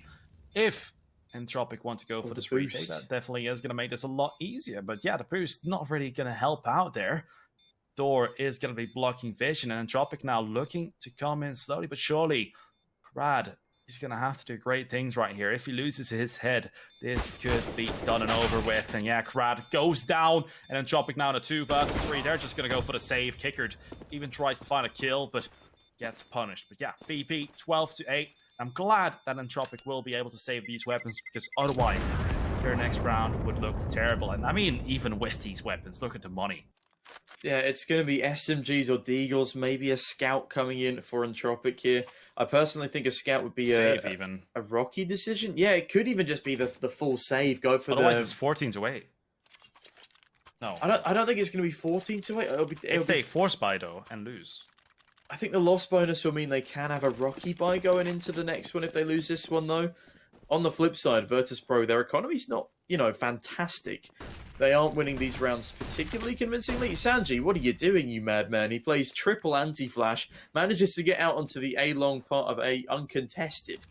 And, he could just be causing havoc here. Unfortunately, the Molotov will miss, but Sanji's bullets don't. Alien forced off the angles, he eats a little bit of damage. Nothing particularly significant, but Sanji's keeping 3 players on this A bomb site as the rest of his squad gear up towards B. They're going to have Forrester on a Deagle there, and Lackey on a P250 is the only B bomb site defenders. This could go very horribly wrong very quickly, but Forrester finds the first. Buster, despite being blinded, picks up another. Smoke brains down towards the double doors, and Buster, good lord, how does he find that headshot? Yeah, that is just great stuff there from Buster. Currently 15-11. Absolutely stepping up for his team now. Entropiq are going to be looking to save these weapons, because, of course, they didn't buy up into this one, so they will be able to get a good buy in for the next one. But what I did mean is, if they did go for the full buy, everyone up until like $100, $200 in this round, that would mean that the next round they would have to go for a save if they went all in. So that's what I meant with the 14-8. But right now, they didn't invest anything next to the weapons. All right, a Deagle, but that's okay. You can afford that for sure, because the loss bonus is great. But even if you have loss bonus, if you're fully going to invest, the loss bonus still not going to save you. We saw that with NAVI versus Akuma, especially, where NAVI just decided to buy in every single round. And because of that, even if the loss bonus is full, you're still not going to have a great buy. I just want to compliment Buster, though, on this massive resurgence into this game, where Yukinder, seems to be lacking. Only 2 kills on him in the second half. Buster has completely picked up the slack. James, he's having a middling half. It really has just been the Buster show. He's finding the entries, he's finding the site clears, he's winning the post plants for them. Everything he's doing is just perfect. And James, that's a perfect shot onto Lackey. Almost finishes him off. But that is great damage, at least to start things in a high gear. Yeah, it's great to see how dynamic VP are. We saw it last time we casted him. Sanji was the N3 fragger, even though he usually isn't. So just goes to show VP, whoever is showing up will be able to get most of the fragging work done. And that's great, because you don't want to be sending in someone who isn't really hitting anything towards a site first. I'm not saying that the current N2 fragger isn't hitting anything, but if Mr. Buster popping off, might as well use it. Now, round number 22. Minute and 8 seconds still left on the clock, and Entropiq looking to go for an aggressive peek. Oh, looked like Alien was going to get boosted up, but thinks differently of it, especially when James is going to find that entry onto Crad. Lackey also on 30 HP. But this is an absolute horrible start for Entropiq, and if they lose this one, it isn't going to be too amazing either. No, I mean, that's a bit of an understatement there, White. If they lose this one, that's things starting to crumble rather wildly out of control. Nickelback forced off the angle on short there. Means this could be a bit of a dangerous A-take. However, they do have the stack here. That could be their one saving grace, but Buster decapitates Forrester. Buster on fire with these entries. Is now aware there's an all point in the angle, though. And my God, what a double kill from Alien. James now has a lot to recover. Dodges a bullet through the smoke, finds a frag onto Alien. That's the AWP remove. Nickelback still with the A1S. Oh my goodness, it's Yakinda through the backline, so. And with 10 seconds left, they do have time to plant. And Yakinda does it all anyway. The bomb doesn't even need to go down. 14-8 to Virtuspro, a 6-round lead. However, this is the scoreline VP were able to put up against Entropiq on Vertigo before losing 16-14 in regulation. We cannot say the game is over just yet. It never is with Virtuspro. And actually, I think that's our first time out of the entire game. And that is coming in far too late, in my humble opinion. Yeah, but the reason I said something about the time right there is, of course, there was only 2 players on the 8th side. There was James and there was the CD. So I think it was Nickelback right there. If he was able to get towards the site and deny that plant, that would have been great. But of course, there wasn't a smoke dropped towards the CT spawn, so where the cross was spotted, and then we had Yakinder find that frag and save the day. VP, that was getting a bit scary right there, especially with the load time, but we're used to seeing that in this region, of course. Also, lots of rounds have been lost because of a lack of time. Now, freeze time is going to be over. So, Entropiq, it's all or nothing right now. Yeah, also, that was a great double kill from Yakinda there to not save the round, but make it a hell of a lot easier and effectively allows James free reign to plant that bomb. I mean, Nickelback last alive, so worried about the man coming through CT. He can't even deal with that bomb plant, and that would have made it a very winnable 2 versus 1 anyway. VP are eating grenades now, though. Lackey, Crad, Lackey again. They're finding frags galore. And I'm really hoping my prediction does not come true here, White. As I said, it was 14-8 last time that Entropiq were able to win on out from. And they have picked up a 9th in a very, very convincing fashion, as VP looked to have become slightly overconfident, perhaps. Or, I don't really know what happened in that round. It was a mess. A grenade deals damage to 4 of the 5 players. And then SMGs, they have a field day. VP lead by 5, but for how much longer if they pull off another one of those? Yeah, VP, a bit bad at closing out games. Maybe a bit of an understatement from myself here.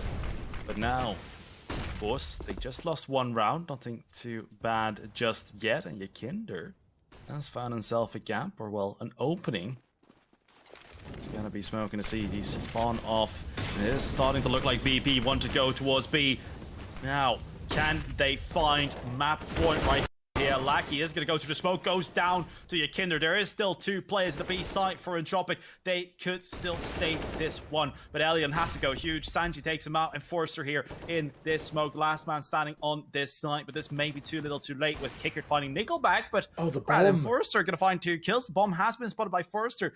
Picks up the AWP as well, and now Kickert has to go huge. He may be able to shoot his player in the back right here if Forrester isn't careful. Yes, Kickert. Ooh, that was a bit shaky. But Indeed. now, Crad, in a 1 versus 3, VP may have just picked up map point.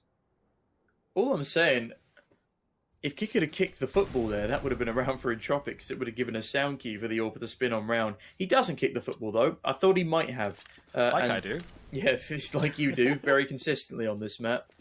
But now, this is going to be a 15-9 scoreline for Virtuspro, so they can't throw in regulation, which does give me some comfort as a VP fan. However, I still don't want to rule Entropiq out of this. Their buy's not going to be fantastic, but as long as Crowd can save over this AK, he can at least drop over.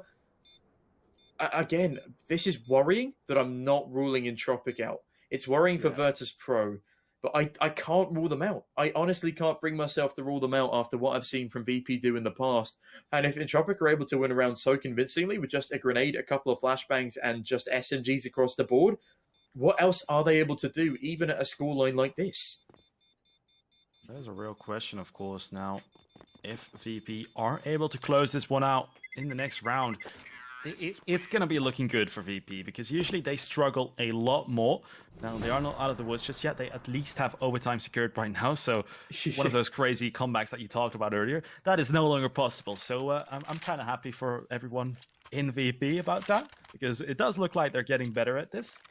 I mean, at this point, you kind of need to get better at closing out games when you're number 7 in the world, getting invited to all the big tournaments. But hey, progress is progress. James here looking to find a player crossing 15-9 Entropiq. Nickelback on the MP9.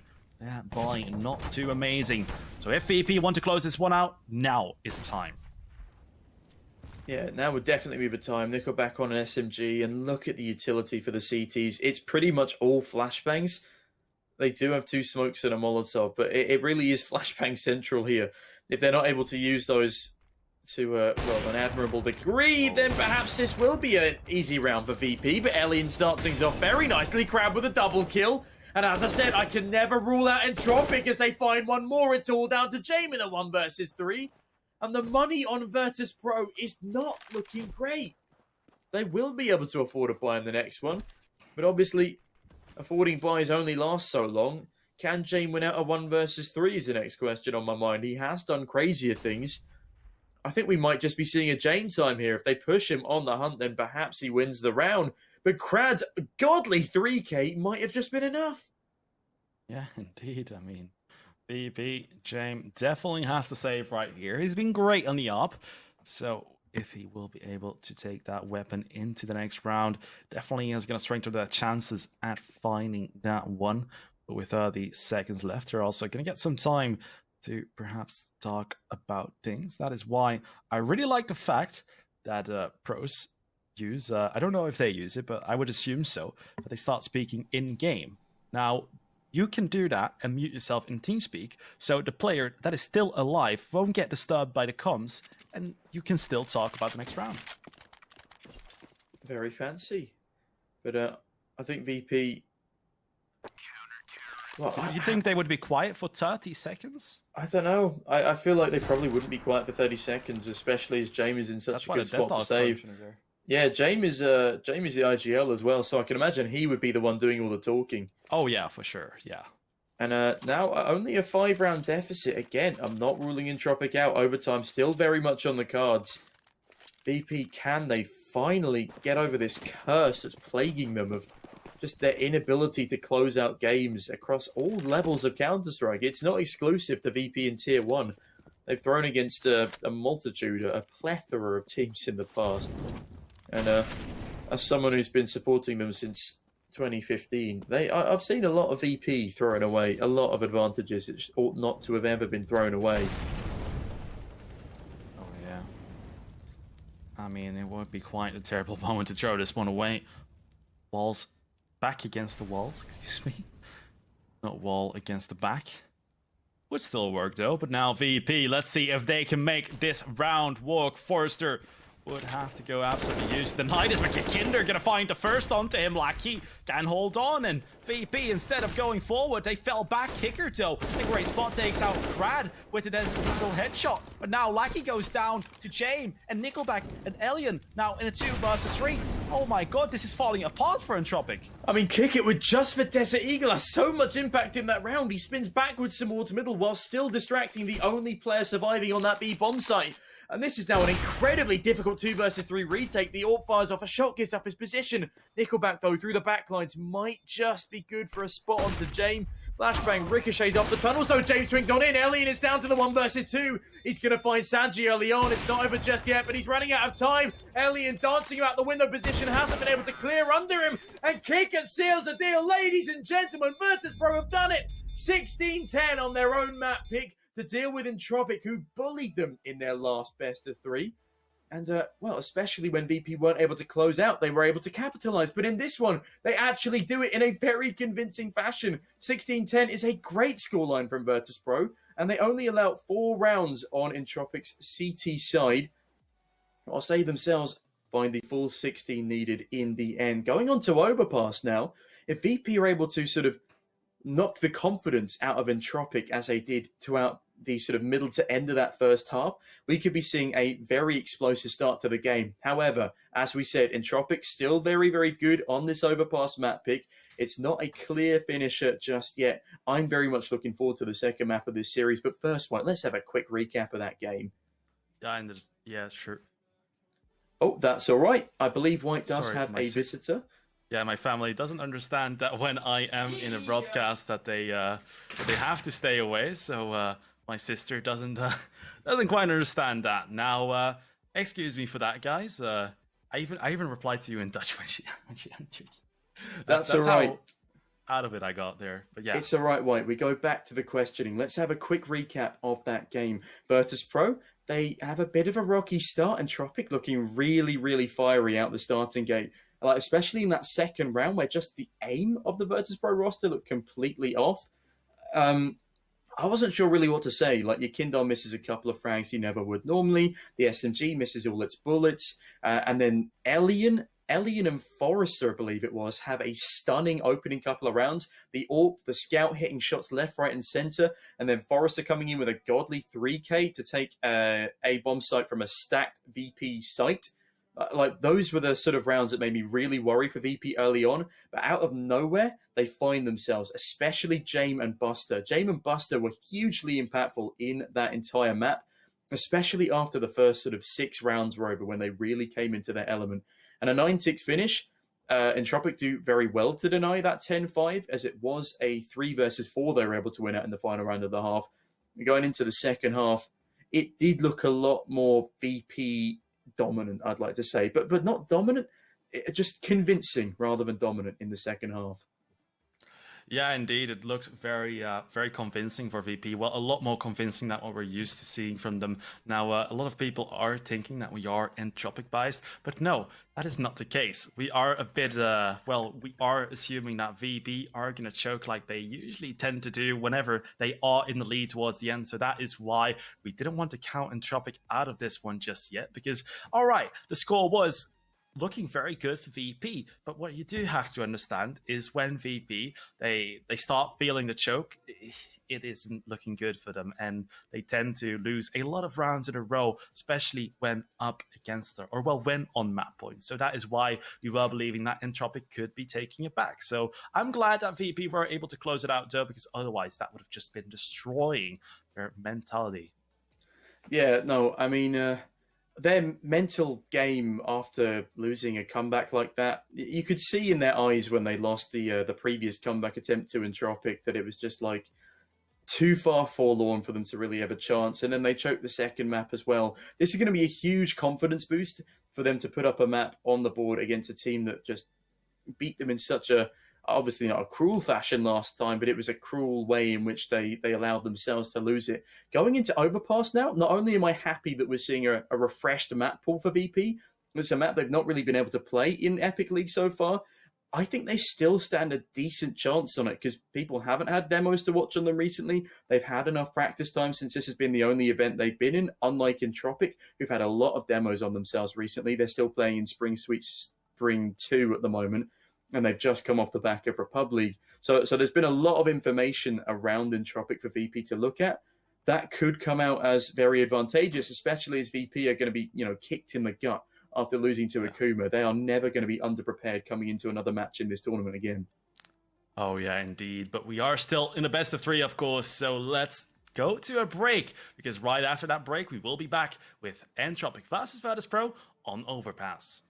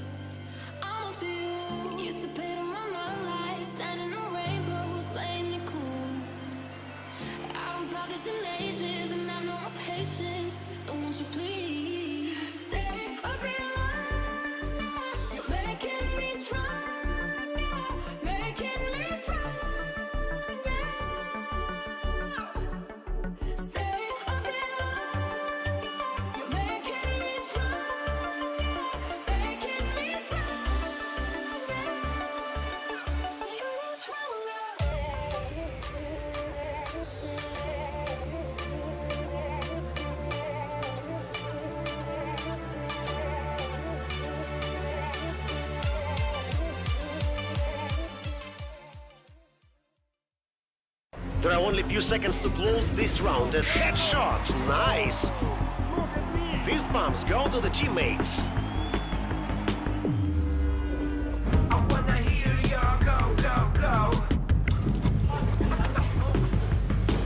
Make them feel your smashing blow.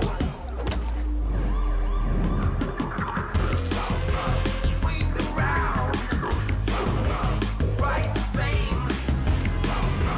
Hold the ground. Very much. They play, you win.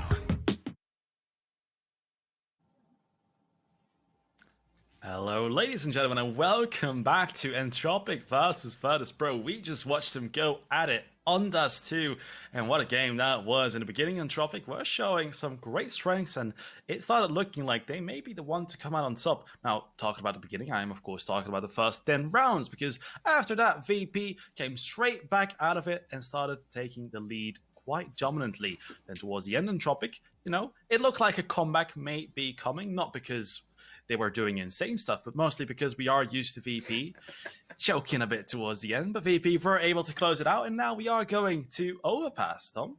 Yeah, we're going to Overpass. I'm really looking forward to it, but why? I've actually been asked a great question during the break. Do you believe that Sanji is one of the most underrated players ever and that he deserves more credit? I think, in answer to that question, he's definitely a very underrated player. Part of the success of Virtuspro is that they always have Sanji as the sort of reliant guy. He'll throw over a weapon to Jane, to Yakindar. He's such a selfless player, which is something you very, very rarely see in Counter-Strike, even at the team level. For example, if we were playing in or ESCA together, and I was like, oh yeah, can you drop me over the AWP and you play with a Deagle? You'd probably be like, no, I think we should probably both go for a rifle buy. But Sanji, he's just like, yeah, here, have it. Sometimes he plays on a USP whilst the rest of his team are on rifles or on the AWP, because he will have thrown away his 10k bank balance just to support the rest of the roster. He's such a selfless player. He goes unnoticed a lot, and recently he's been putting up some great numbers, some entries. He's been denying post plants. It's all this sort of stuff that sort of crams itself together to make up Sanji. And that is why I love him so much as a player. I wrote a little piece on him once, actually, saying why he was my favourite player and why he was so underrated. And I just love watching him because he is reliable in a lot of situations. He can clutch when it comes down to it in the most high-pressure situations. And he's just always, doing what it needs for the team to win rather than just boosting his own stat line. Yeah, Sanji has been great indeed, especially last time we casted him. He was absolutely phenomenal right there. We top fragger about him being the new entry fragger. Now, then some people were like, yeah, he's already entry fragger. No, he is the spot player actually. So definitely going to show that Entropiq, Virtuspro, they can switch it up whenever it is needed. So you like to see that, putting their best foot forward. But yeah, Entropiq though, they weren't too bad either. Alien on the op was great throughout the whole series. Now in the beginning, he was a bit better because he did say there were a few rounds where he didn't do anything. Yeah, I think if Alien is able to deliver a lights-out performance like he did at the start of that last game, from the start of this one, and keep it consistent, we are going to be seeing a very, very difficult time for VP, purely because Alien as an individual is, as we like to say, out of this world. But I tell you what, Lackey had a really, really rough first half, and he sort of came back into it eventually, but Lackey needs to be a lot more heavy-hitting from the get-go. If he manages to show up, Alien continues to do great things on the AWP. Crowd Forester and Nickelback continue what they were doing towards the sort of middle of the game, then this should be a win for Entropiq on their own map pick. But at the same time, I feel like this is going to be a very, very hotly contested second map, and I am very happy we get to see it on Overpass, because I got Global on Overpass last night. Hey, yeah, you did. Well, yeah, we were doing other things. It's always when we're playing together. Like once on Dust 2, I was playing with a football. But anyways, no football on this map. This is Counter-Strike VP versus Entropiq, and Yakindar has found some information, finds the first headshot on the Forester, and I'm sure he must have heard some footsteps towards long, so that is why Buster is holding this angle, finds a nice shot onto Lackey. And VP are looking almost surgical at this point, finding all the headshots every time they peek. And now Entropiq looking to go towards a side, but VP are holding this under lockdown. Kickers headshot on the to Crowd and Alien with a nice screen, but now all alone, Wow. Sandy finds him, and what a round for VP. That's a team ace for Virtuspro in the pistol. You know, that's just sort of signifying, yeah, that we're a team, guys. We can get everything done together. And that's just going to be a nice little chuckle moment for VP as they all find a stunning headshot each. I think every single one of those kills, as you said, were clinical one-taps, like gorgeous stuff. And the fact that Yekindar, with his first bullet of his magazine, starts off the round by entering in middle with a USB, like that was just such a clean shot to get things moving. And Entropiq now, with my least favourite buy in the game, will be playing 3 Deagles, a Tech 9, and a Scout. Will they actually group up this time to a successful? They might catch Yekindar here if he gets too over-aggressive, and now nobody can trade in behind that smoke unless they go down for the spam. And that's a big mistake from Yekindar, giving up a free FAMAS and a free entry to Entropiq. VP now currently in a 4 versus 5. Nickelback getting that beautiful Deagle shot. Entropiq just have to look for more here. Alien. The Scout could be... Oh, spotted Sanji. I'm sure Sanji spotted him as well, so he's not going to be peeking that anymore, especially when knowing that the scooters may be out on overpass. Grad now just trying to take map control, checking every angle he can. Perhaps for a flank. Now Entropiq will be wanting to go towards his B side with Buster. Oh, his foot is going to get spotted by Firster, I do believe, pretty soon. Yikes, this is starting to flip itself on its head. This is just like the second round of Dust 2. Entropiq come out of nowhere and just rip VP to shreds, and despite it being my least favourite buy, perhaps I should change my tune. They do cut down Crad from the connector flank. Jane gets one. Sanji now has a lot to do, jumping up onto the site, but instead it's Jane from short with the FAMAS, and Kicker chimes on in. Sanji cuts down Elliot, and oh my goodness, this was looking like such a convincing round for Entropiq.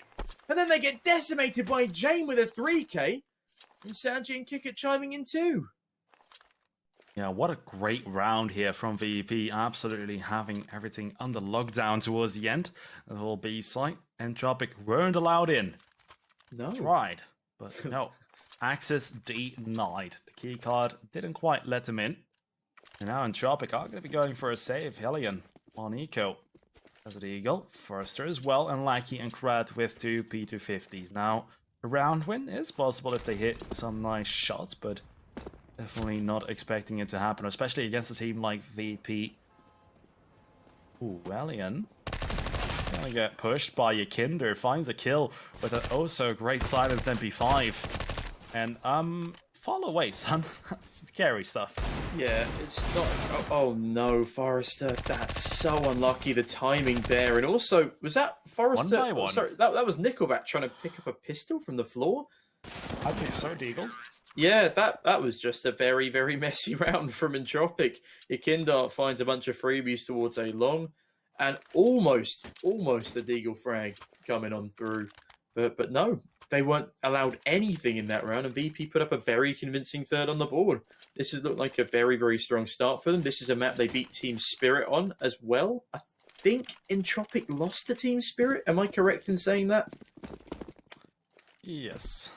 So let me actually take a look for you before I just blindly agree. Thank you very much. Entropiq. Yes, they lost to Spirit. I was right. Just make sure to do the fact checks. Thank you kindly. No worries. Got my second monitor all for you, even though you can't see. I'll give you the information now. Alien here, looking for all of the information towards middle. Yekindar currently in connector. Get down with his lovely howl. Entropiq. I'm looking to go towards A, and VP have no information about this. Well, not yet. Yekindar gonna get flashed in, finds the kill into Alien. A bit too aggressive right there. Perhaps didn't know how many players were there. And James currently 5-0. That's been absolutely great for his team on this map, and definitely sure he can find something more here. They're slowly edging down connector though, and James just missed the mark. Crad is hungrily watching this angle. He could go for the AWP pickup here, but no, James will immediately deny. Swings on in, kills Crad, and the B execute will probably attempt to come in. How far they'll get in this 3 versus 3 is, well, yet to be seen, as it is still Sanji coming in through the back flank. they're going to need to find an entry and find an entry rather quickly on this Entropiq side as that timer ticks on down rather dangerously. They're actually going to fail the boost towards B short water as well. And with only 19 seconds left on the clock, the push has to come in now. Jane now on the site as well, sees the first. Lackey goes down, kick it to capitalize. And oh my goodness, it's ruthless. That was a full buy round from Entropiq, and they get decimated. Yeah, I mean, this may be their map pick, but VP definitely has done their homework, and as you say, used to be great on this map, and they definitely still are. Doesn't matter if they didn't play it a lot lately. They're showing us they still have a lot cooking up on Overpass for us. And perhaps the fact that they haven't been playing that many officials on this map, it doesn't mean that they haven't been scrimming it. So just goes to show that all the material that there is on them may be a bit outdated because they, of course, have perhaps some new strats cooking up. Entropiq currently looking to find something with a weaker buy. I'm going to buy some armor, some pistols, and I'm glad we don't see a scout in this one.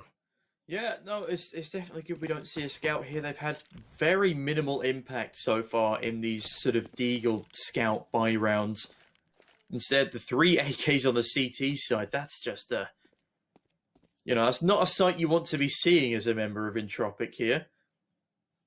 Either way, in the slow-paced round from the T's here, what can they get done playing this cautiously with just the Desert Eagles?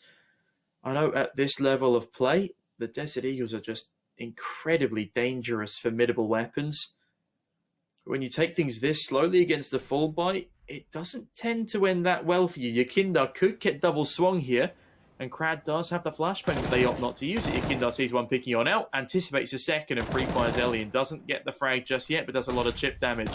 And that's the flashbang coming in. It doesn't do anything. Yakindar, 4 bullets left in the magazine, is going to have to do a lot to deal with Crad, is unable to. Crad and Nickelback find a frag each. It is a 2 versus 3 now. It's not out of the question, especially as that M4 has been picked up. Kicker placing cautiously by the truck, but busted with a grenade. And Kicker seals the deal. VP on 5 as Entropiq are yet to find a single round. And they haven't even really made things close. And Virtuspro is coming in, and what a time to take it out, especially with their backs against the wall in this lower bracket. Be looking to find this win against Entropiq. Now, if they do, in their next game, they would be going up against the winner of NAVI versus Spirit.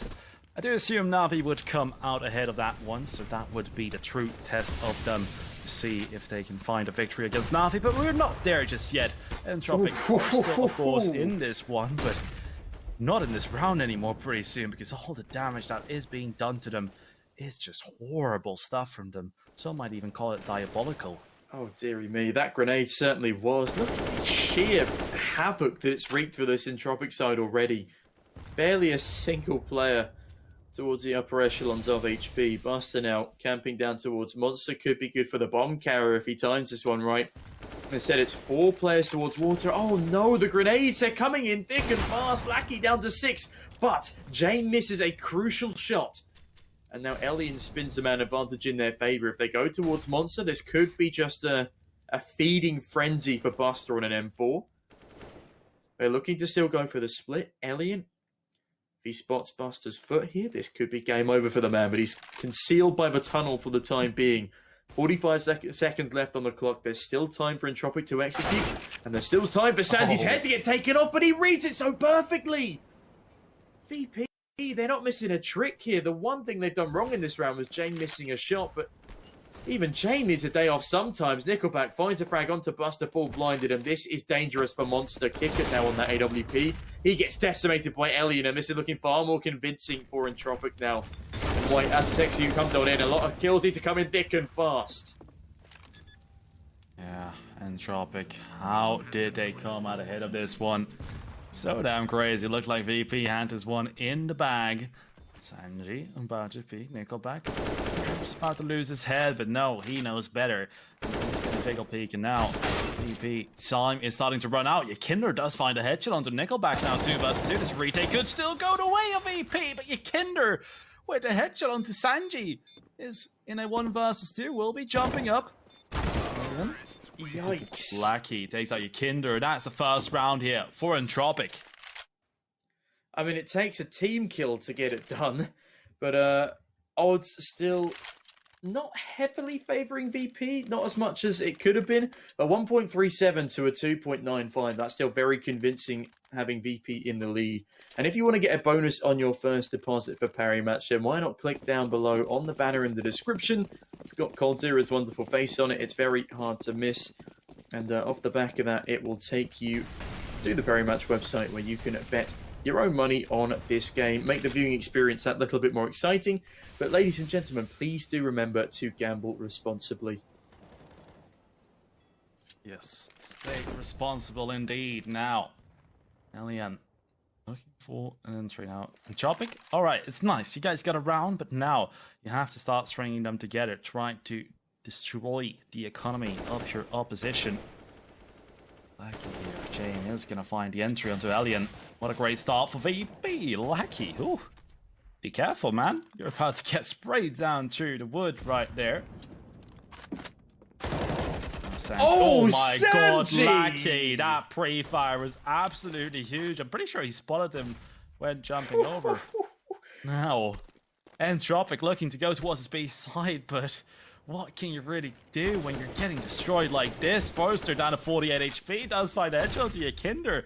Get this really a repeat of the last round.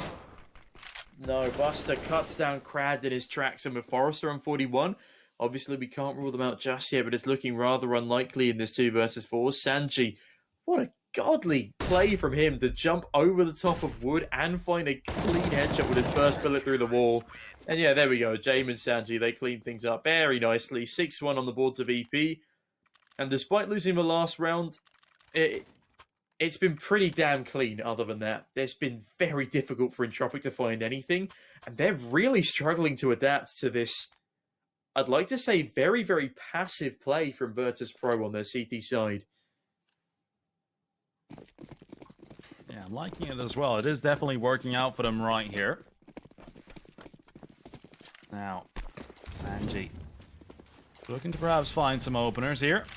He's going quite aggressive now. The smoke is not going to make him find some stuff, but this smoke also thrown to make sure Entropiq can't go for that aggressive B rush. Now, lots of jumping going on for some information. No one is going to get spotted though. Forrester and Lucky here. Coming out. Lucky looking for the boost. No one going to be there though. It's VP. They're once again playing very passive. The Molly in terms of was Forrester currently not having the best of days. Currently 2-7. And oh, it looks like they're going to go for the boost. But I do believe VP will be ready for this.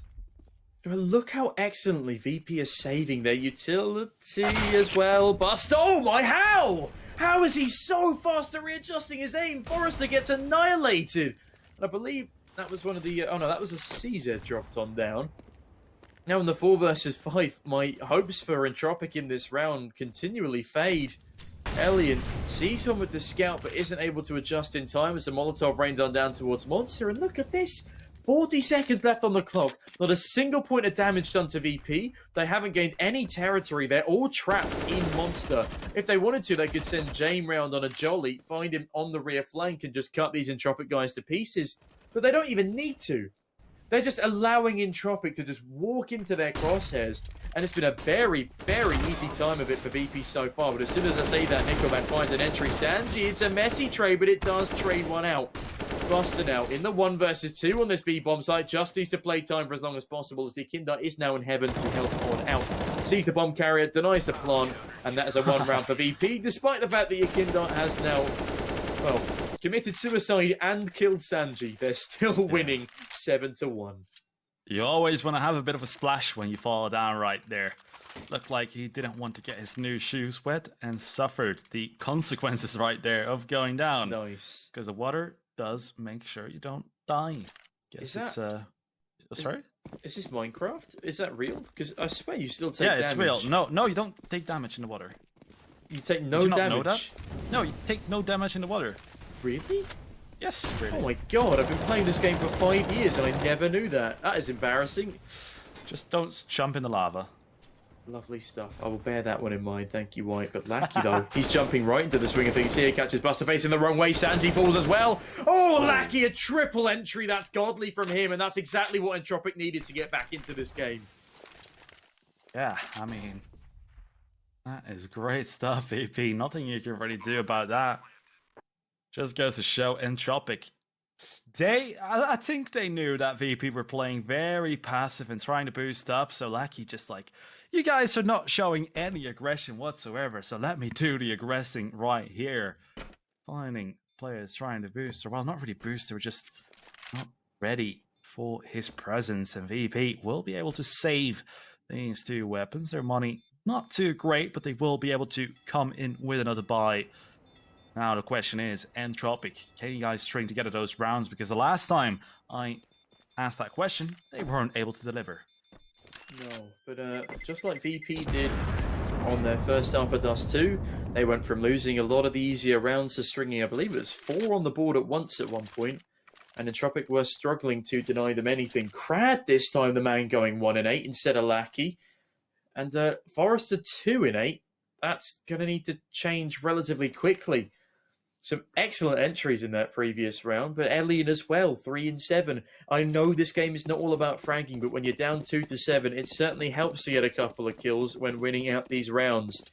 Either way, as we hit round number 10, it's a weaker buy for VP, and again, it's Sanji taking the full brunt of it on his FAMAS, as Elian ricochets off a shot, won't find anyone just yet. And so far, a slower first half to the round for Entropiq than they pulled off in the previous, where there was a triple entry from Lackey. Yeah, I mean, that's not something you could do every round. They will start expecting that. Looking like VP were a bit more ready this round. So this time Entropiq not going in anymore as fast as it did last round, but Yikinder is in a very special spot. It's going to find a burst, but now can he stay alive? No, Nickelback comes in with a trade almost instantly. Now James, 10-2, does have to try doing something here with his arm. This is a very dangerous spot, but does come out with the first. Oh, Wellian! That was a pixel shot right there. That was crazy stuff. The trade does come in, but we're still in a 3 versus 3. And VP are going to be putting most of their players towards his A site. But in the meanwhile, Entropiq are looking to go towards B. Yeah, chat, I do apologise again for the water incident. It won't happen again. I know I have played more than 2 games in my life. I played about, I think, 3,000. Yeah, dearie me. That's poor from me. I cannot believe I never knew that. Either way, coming into this retake, it's a 3 versus 3 for VP. There's no utility, and now no head for Crad. It's looking pretty damn good for them, and with that flashbang over the top, that will allow them to gain some territory. Elian is forced to fall off, full blinded. The smoke now. He could try and push through it. He's opting against it. Forrester instead left to deal with the brunt of the blow. Kicker comes around the other side, finds a head of Forrester. Elian now 1 versus 3. I don't think he's going to want to go for this. The defusal will come in, and Sanji doesn't decapitate Buster like Yikinder does to him in the previous. And, well, that's 8-2 now on the board to Virtuspro, and they're having a great start to the CT side of Overpass. Oh, yeah, that is something you don't really hear that often, VP. Great start on CT side. Now, round number 11. Oh, well, actually, VP, when we see them start on the CT side, they usually tend to do great things, but when they are on the CT side as the second half, then it starts getting very shaky. So, yeah, I really like seeing VP starting on the CT side, of course. Ooh, what you were nade saying right there. Yeah, I was saying, no, that nade definitely took away my attention there for a second, but Entropiq, oh, what a nade right there from Kickard. Is gonna get killed now. Buster has to at least find 1 kill right here. Did get the tag, and the tag is not gonna be enough, but of course it takes out Sanji. Buster is gonna find another. That is gonna make good for him, but now Yikinder and James so damn far away. Looking like they're perhaps gonna save already, if they can't find a kill here, of course. No, I mean, I did say already that Virtuspro are one of the best Overpass teams in the world, and they were definitely number 1 for a little while, up into Katowice, up until I think they lost it against Gambit. That's when they started to falter on the map, and they never really recovered, but this would be a huge leap and bound on the road to it, and I'm surprised that Yikinder and James don't go for this retake. I know the money's not great, But surely they realise that at least one more player is tagged up very, very heavily. Although the util on Entropiq would mean it would be very... Yeah, to be fair, I do respect their decision. Their money's not great. Jane wants his AWP. Your Kindar on an M4 is a lot more powerful than your Kindar on an MP5. So I take back my criticism, and it is 8-3 to Virtuspro now. They don't want to throw things away into a spiral comeback for Entropiq in the first half. Now, round number 12. VP now with their backs against the wall economy-wise. If they don't win this one, it is eco time, and then Entropiq are going to get closer and closer to that 8-7 half they so much desire. Grab the smoke, preventing anyone from VP find out what's going on, but Entropiq looking to perhaps once again go a bit quicker than usually. 3 players in front of Monster. Oh, gonna be picked up pretty soon, but yeah. VP going pretty all in on this B site. Yakinder, the only one around A, and he's playing quite aggressive now. I do like the fact that he's playing aggressive, because if he spots these players, that is going to allow VP to run towards A pretty quickly. They will have enough time. But talking about that, Yakinder, no one really holding on too long.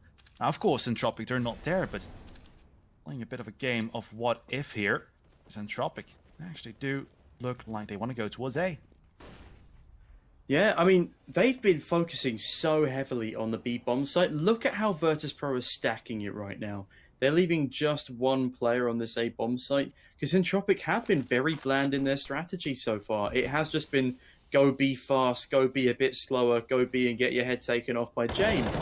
And now Yakinder is looking to switch things up a bit and go for the strategy of get your head taken off by Yakinder. Only sees the hip of a player though, and that won't quite be enough for him. The grenade is not even that good. Only a tiny bit of damage towards Ellie, and Crad follows up. And now a 3 versus 5 for VP. It's looking very, very dicey. And kick it on a Desert Eagle. He's going for the long, long flank. Sanji will find a FAMAS. Kick it does pick up the 1 dig. And now in a 3 versus 4, I think VP are going for another save here. Yeah, it's very likely if they lose these weapons, would have to go for an eco, and Buster saving that up is going to allow him to give that to Jane. Is he still on 10 kills? It's been on 10 kills for a while. Think he may have some more. We'll be able to check that after round, but now ENG, make sure I kick it and save that weapon, and now Entropiq find their 4th. VP slowing down a bit, and now it's time for them to adapt, because Entropiq, they have adapted to the playstyle, the slow playstyle of VP, especially when Lackey came in. But yeah, James now on 11 kills. He is very quiet right now. Yeah, definitely. I mean, the whole of VP had an explosive first half, just as I predicted, but they haven't been able to follow up with that momentum, and now with a collection of really rocky buys, I don't know about you, White, but I feel like Virtuspro would have been just better to maybe lose out on one of those retakes. So instead of constantly having a couple of weapons to force around, they would have just had the 4 buy, which would have netted them far more of an opportunity to win out the round in the first place. Because I feel like they're playing a little bit more scared now with this weakened buy. And Jane will trade out Yakinder there. Nickelback does find Buster too, and now it's a dicey one. Kick it seals the deal. Jane will fall to Elian though, and the Battle of the Authors is lost by Virtuspro.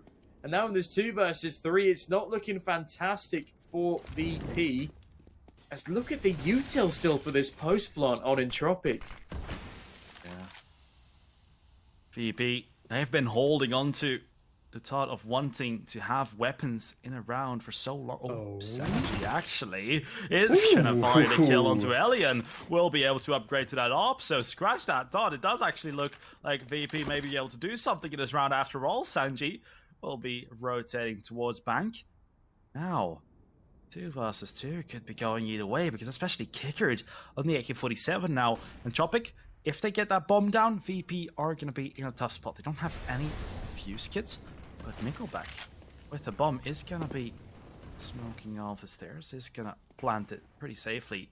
So now VP, they have to act quick, especially when they don't have a fuse kit and only 1 smoke. Well, yeah, only 1 smoke. They're grouping up for this retake, though, which is definitely the right choice in a situation like this. But Nickelback and Lackey, they've just used up all of their own utility. Oh, kick it. It all comes down to timing. He finds a headshot onto Nickelback. It's all down to Lackey here in the 1 versus 2. If they swing him together, this will be the round. Oh, but Lackey, he shows himself. Sanji now peeking around the corner. I believe he had a smoke in his hand for that one. And kick it will fall. Sanji needs to find the kill within the next few seconds. There's no kit. There's no time. He just has to run away down long, and Lackey will be pursuing. Sanji will fall. And that is a very, very close round for Entropiq. They get it done. Yeah, but one I wanted to say earlier is I feel like Virtuspro, they hold it on to wanting to have a buy for so damn long that they forgot to think, actually, maybe it's better to just save and get a full buy, because they had so many rounds where they were able to buy, they had weapons, but it was bad. They had SMGs, bad weaponry, bad utility, so they wanted to have these weapons so badly, but why not just go for an ego, get that full buy-in that they finally have, and I say finally because Buster's still on the FAMAS. Still, the utility not that great, and Lackey once again able to punish them the exact way he was able to do a few rounds ago. This time he doesn't get a triple entry, but still, it's quite nice of him. Oh, but Yakinda, this position could be crucial. He finds a headshot onto Crad. That's an AK bagged.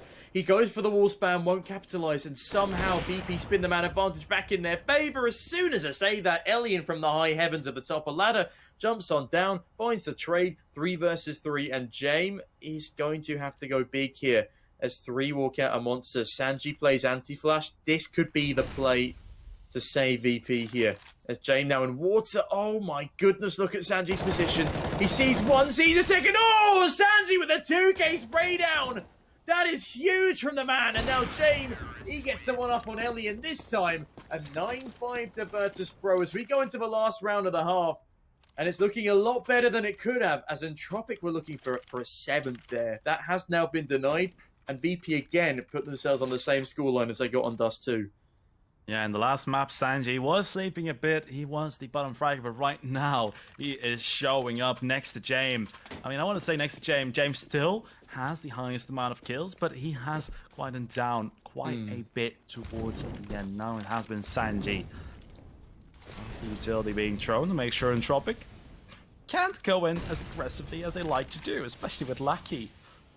This time, going to be lacking a bit on the entry frags, but for how long? James now has to be very careful in this position, because we've seen him get a kill here before, but being able to get away, that's a whole different story. Now, James looking to hold a pixel angle himself. Oh, that was a bit too high. Now, I don't believe they have actually spotted him, but oh, Nickelback, what a headshot. Deary me, and Yakinda now has a lot to deal with. They don't check him, though. That's a bomb going down. Obviously, still very retrievable as they double swing Yakinda. And now 3 versus 4 for VP to retake. And the head of Crad is ripped off by Sanji, as Buster here is running towards Banana. Buster swings on out, finds Forrester. This is a winnable retake now. The utility lacking on both sides. Buster jump peeks the AWP, but Ellie with a no-scope through the edge of the wall. He's keeping them alive in this one. Down goes Sanji, all on to kick him, but Elliot is there at an exact same scoreline as we saw ourselves over on Dust 2, replicated here on Overpass. Will Entropiq be able to pull it over the line this time, is the question I have on my mind. Yeah, and exact same score and exact same sides as well, so we could be watching a repeat of Dust 2 here if it keeps going like this. And we are going to be going to the second half instantly. Teams not really needing a break right here, because they can feel how close this one is now. Entropiq on the CD side with these USBs, but let's take a look at the odds once again. VP in favor, 1.44, and Entropiq on 2.65 for the map winner. Now, if you do want to go get a bet in, get your bonus for your first deposit. And if you want to know how, go click on the banner down below. You can see Cold Zera in a nice yellow jersey made by Perimatch. And, well,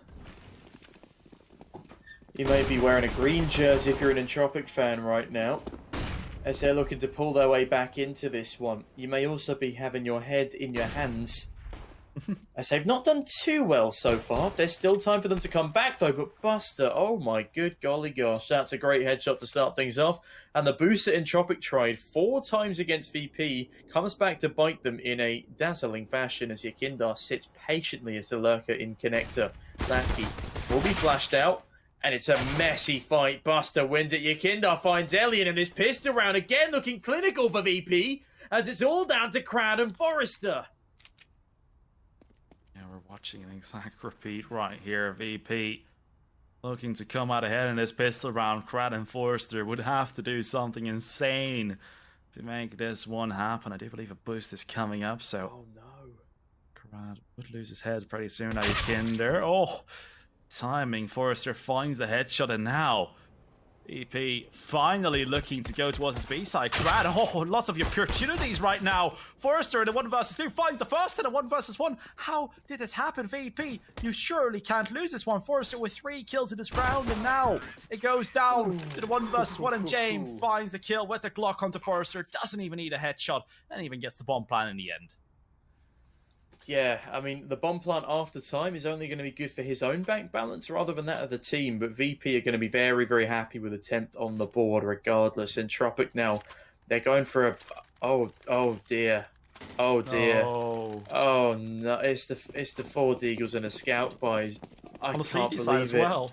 CT side and a round like this?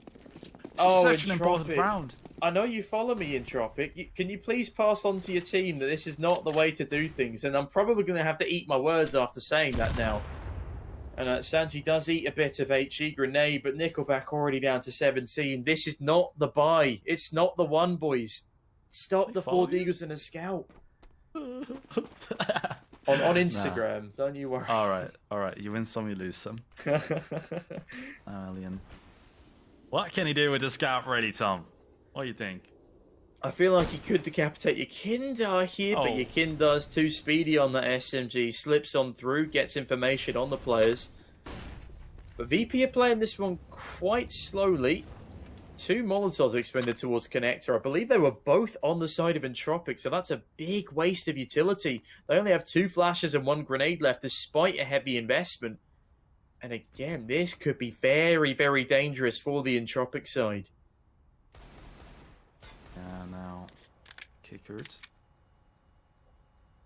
playing at the edge of Monster, hoping that perhaps an Entropiq player is going to be pushing through, but now VP, guys, alright, 34 seconds, you have to start moving in quickly. It is a 5 versus 5, so the longer you wait when going up against these pistols, the harder it's going to get. 1-for-1 trade comes in with 25 seconds.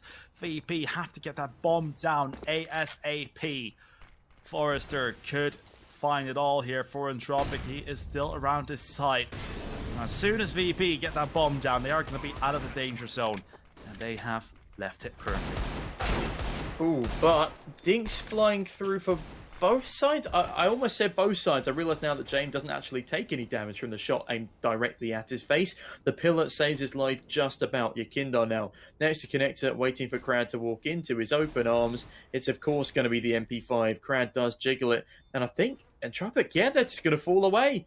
And Buster doesn't care. Finds Forrester, finds Ellie, and Buster is furious and he's hungry for these frags. Entropiq, look what happens when you buy 4 Deagles and a scout. Nothing. You lose the post plant, and Yakindar now is about to decapitate good. Oh no. Oh no. Oh, Yakindar, it's dirty. He doesn't even dignify him with a right click. He goes for the left. He seals the deal. And 11-6 now for Virtuspro. Oh, that was like the slow motion teabag right now, right there. Oh dear.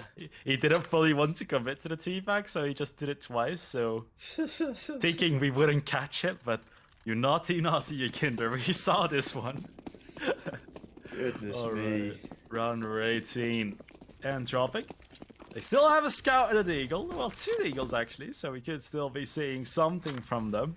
But VP, I mean, if they win this one, this is going to be 12-6, and then Entropiq are going to be truly with their backs against the wall. Forrester here. I really like that they're still daring to do this. I mean, of course, on the last, on the first half, it was happening from the other side, but every single time they went for a boost, they got destroyed.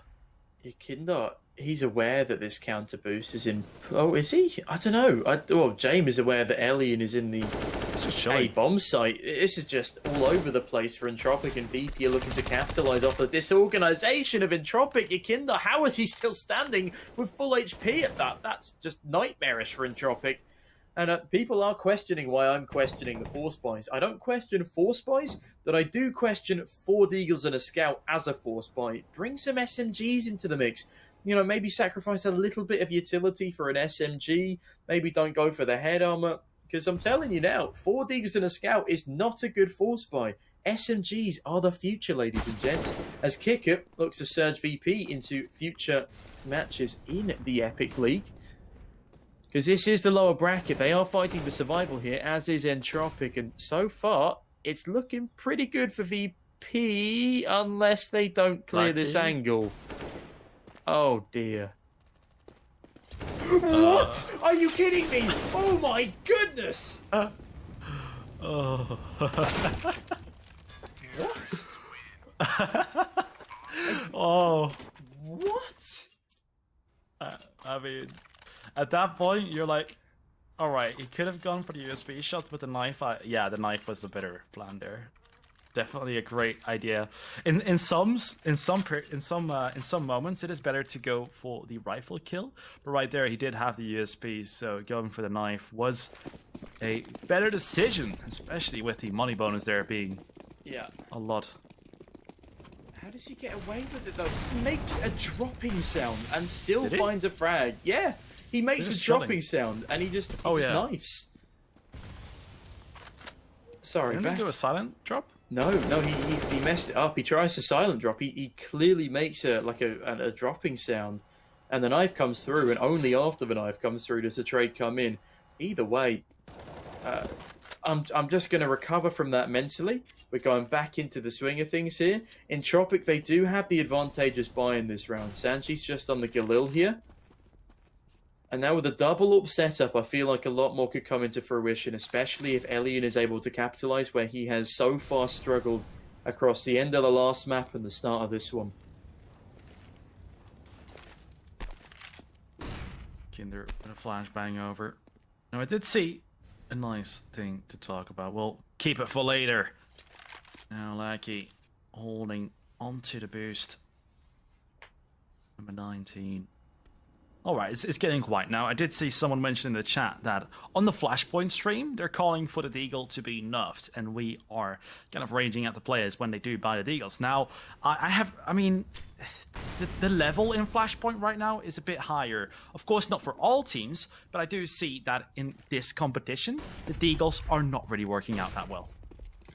I think the Deagle should still be nerfed, especially a range Lackey, though. He doesn't care about Desert Eagles. He's got an AWP in this one. Forrester jumping up above the site like he did in the previous map. This time doesn't find a 3K, just a single as he hits first base. Yakinda, though, he continues to walk on in. And Sanji with an aggressive AWP. I thought that was James. James is out of this one. It's all down to Sanji. Yakinda falls to Elian from the high heavens. And in this 2 versus 3 post-plant, it's still looking good for Entropiq, but that timer is ticking down. Sanji, oh, he gets another one onto Crad. He's looking for more. The man is wreaking havoc. Elian finds Buster through the edge of the boxes. Now Sanji needs to deny this one. No, it's so close for Sanji. He legs Nickelback and almost collaterals Elian.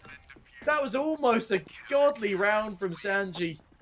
But no, VP, they're still up 12-7, but Entropiq are not done fighting yet, and the double AWP setup for them appears to be working.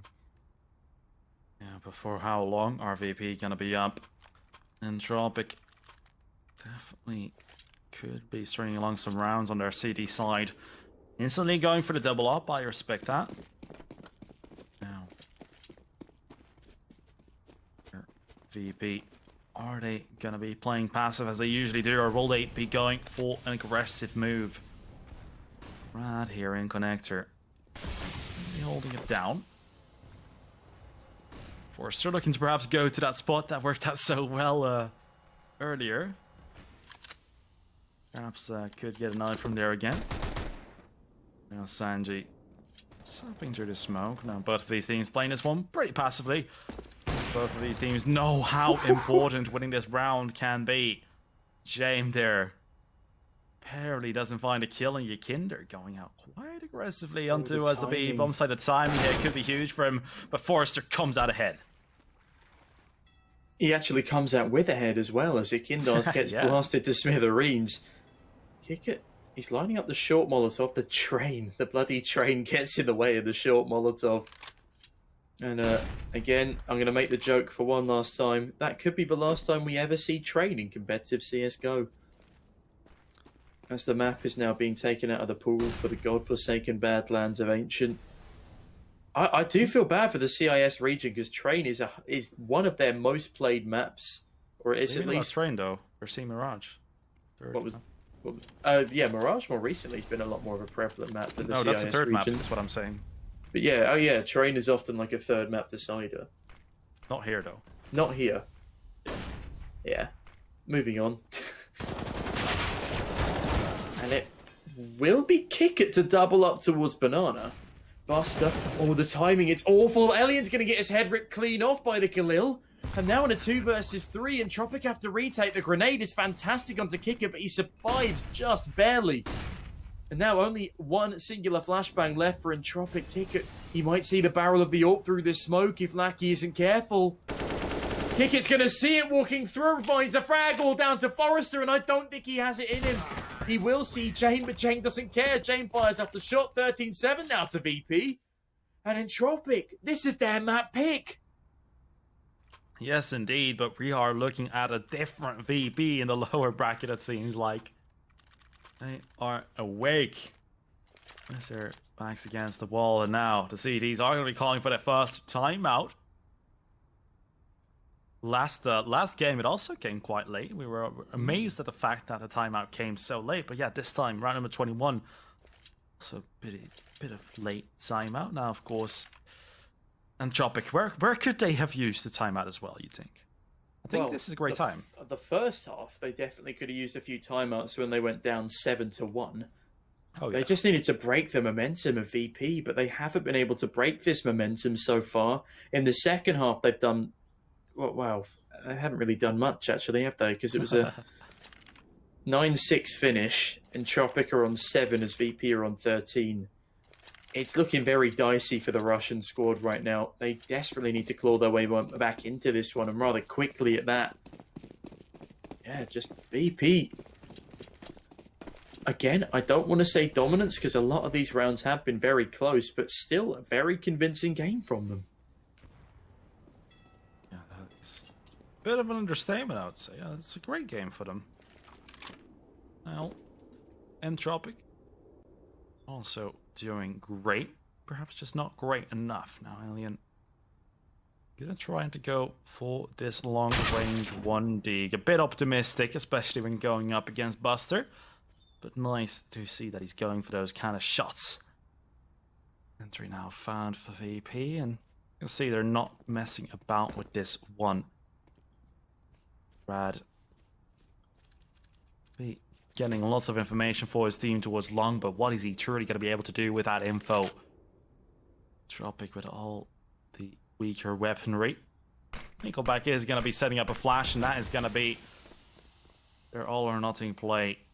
VP though looking to go towards his A site from long. Now with 43 seconds left, the A take is coming in.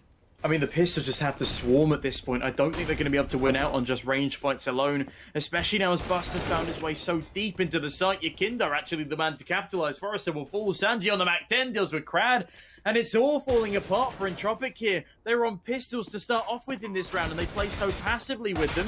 Yakinder falls to the USB, but James and Buster quick to send them packing, and VP on 14 to the 7 of Entropiq here.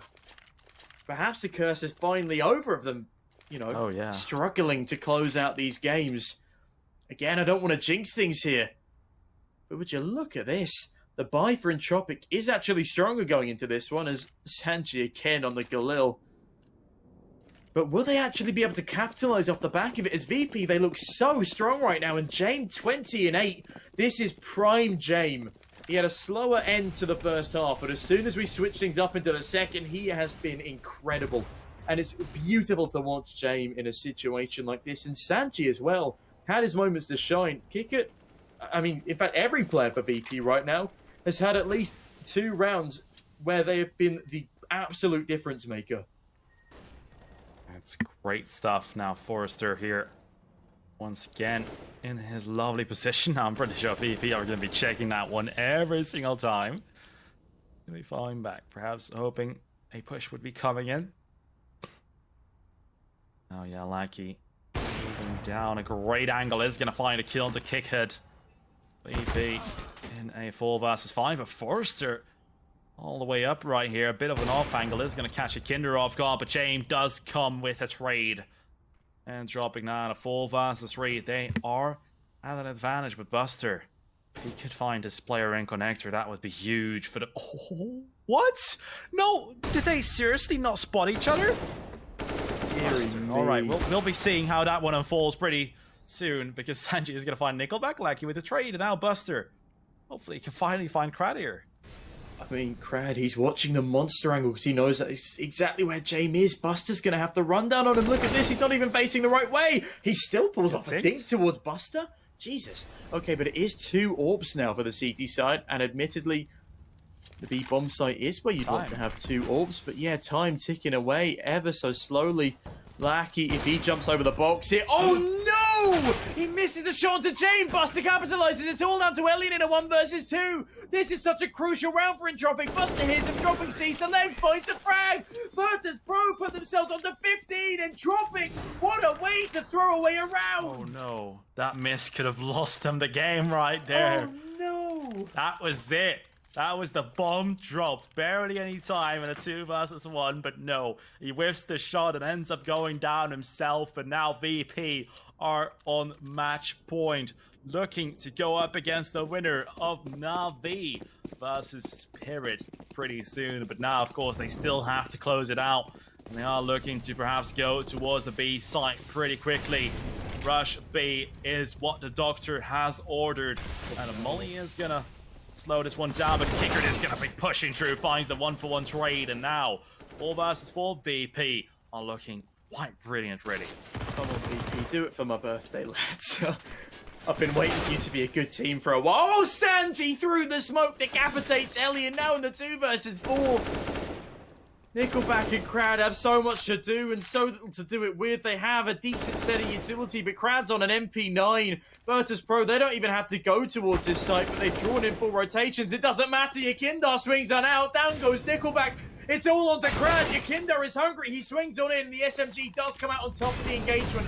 1 versus 3 now for Crad, though. And it's going to be Buster to seal the deal. 17-6 to Virtuspro. And they're going to take the series 2-0. This is absolute madness. A complete resurgence from VP against a team they lost 0-2 to previously in the same tournament. Yeah, I mean, Entropiq, I didn't expect them to win 2-0 against VP, but I was expecting Entropiq to win this one 2-1, but that just goes to show that CSGO really can't be predicted at all. I mean, it's just one day a team wins 2-0, the other day the other team takes that scoreline for themselves. But yeah, Entropiq, I do have to give them a lot of props for getting this far in this tournament and getting into the playoffs in the first place. Okay, playoffs, that was expected, you know, they were expected to get here, but for the results they have already put up, they're a great team, and I definitely expect them to be showing up in Tier 1 more and more towards the future. They will, of course, also be in the ESL Pro League pretty soon. Yeah, and I mean, that's something Virtuspro haven't quite secured themselves yet. As we mentioned, world rankings, you know, they look pretty good for them to make it at the moment. So we could be seeing a rematch of these two teams probably a lot sooner as well. I think, if I'm not mistaken, Entropiq have the opportunity to qualify for IEM, or is that completely wrong? I'm going to have to check that, and I'll come back to you after this break. No, but either way, teams are already locked in. Okay. In that case, completely ignore me. I do want to see another rematch of these two teams, though, because when the storyline for these two teams now, it's starting to get really, really entertaining, especially after that Vertigo map that Entropiq were able to steal away from Virtuspro, the harrowing 16-14, which did mean we had, you know, a bit of a lack of faith in VP on Dust 2, but they were able to overcome the sort of comeback scare. They finished that one 16-10, they finished this one 16-7. Bear in mind, they've just come off a loss from Akuma. this is a really, really nice recovery from Virtuspro, and it would be great to see them up against the winner of the Spirit Navi match. I mean, there were so many highlights from that game, though, and obviously it's a shame for Entropiq to be going home this early. Yeah. I feel like the seedings that going into the playoffs, they could have been a bit more forgiving. You know, obviously, Entropiq, they're up against Navi? Their first game was against Gambit. Gambit. They did win the first map 16-7, so a lot of bettors must have been molding right there after that first map. They were like, what? Number 1 team in the world losing? Oh, impossible. But yeah, going into the next matchup of Navi versus Spirit. Navi, are they going to be able to recover form after whatever the hell happened in the upper bracket? They are up against Spirit. Spirit is, of course, a lower seeded team. Navi still second best in the world. But I don't know, Navi have just been looking a bit out of it recently. Even when they are winning games, not everyone is showing up. And obviously that's sort of typical Navi slump post incredible tournament win. I But mean, going into things, I think Spirit still stand a pretty decent chance of taking Navi here. you say all of that, but Navi against Forza, they did actually show up. It was 2-0, map 1, 16-11, map 2, 16-4. So that is, that is something we would expect from a Navi in their prime. We had Electronic and Simple show up. Electronic 1.44 rating, Simple 1.39. Only one player with a negative KD being Boomage. So honestly, I feel like we may be seeing a different Navi here in the lower bracket, as we did earlier already. Yeah, I mean, that's a fair enough assumption. And obviously, it is going to be Navi versus Spirit coming up next, so we don't have to speculate for too much longer. Either way, going back to this best-of-3 series, a huge congratulations to Virtuspro on taking it 2-0 in a pretty damn good fashion. But from myself and White for now, we are going to be going to a quick, well, not so quick break for a little while. So make sure to go grab a snack, grab a drink, and meet us back here in about 50 minutes. Until then, it's been an absolute pleasure, and we'll see you all in just a moment. There are only a few seconds to close this round. A headshot! Nice! Fist bumps go to the teammates. I wanna hear your go, go, go. Make them feel your smashing blow. Win the round. Rise to fame. Hold the ground. Very much. They play, you win.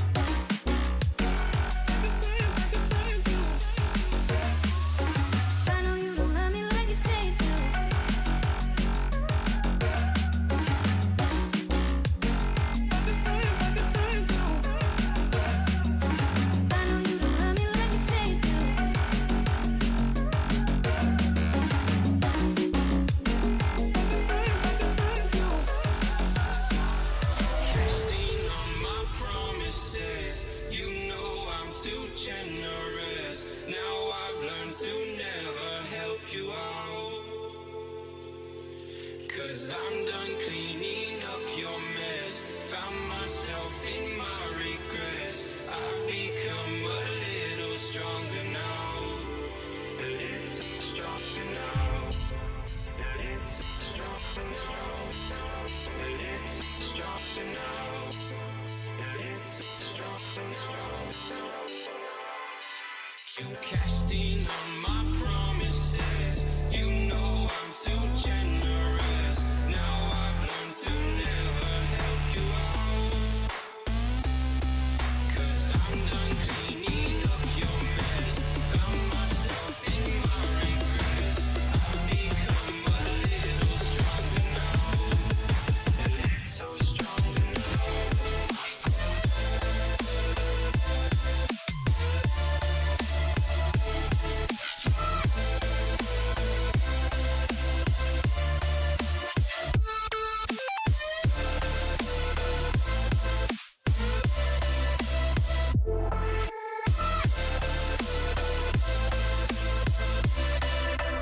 Casting on my promises.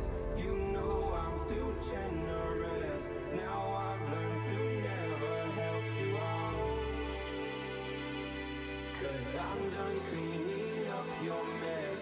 Found myself in my regret. I've become a little stronger now. A little stronger now. Open eye, feel the waves cut through me. Hypnotized by the sounds I'm breathing in. Hold tight, chemicals collide. Hold tight, hold tight, hold tight. Dripping lights paint the skies, all because of you. Dripping lights paint the skies, only you can make me move. Can make me move. Can make me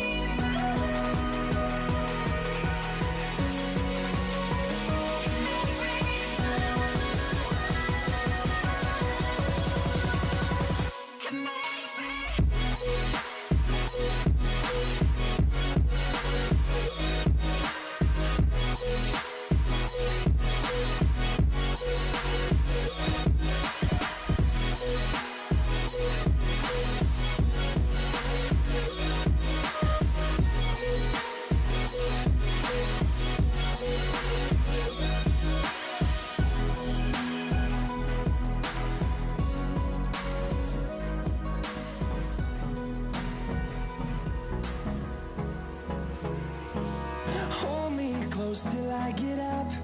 Time is barely on our side. I don't wanna waste what's left.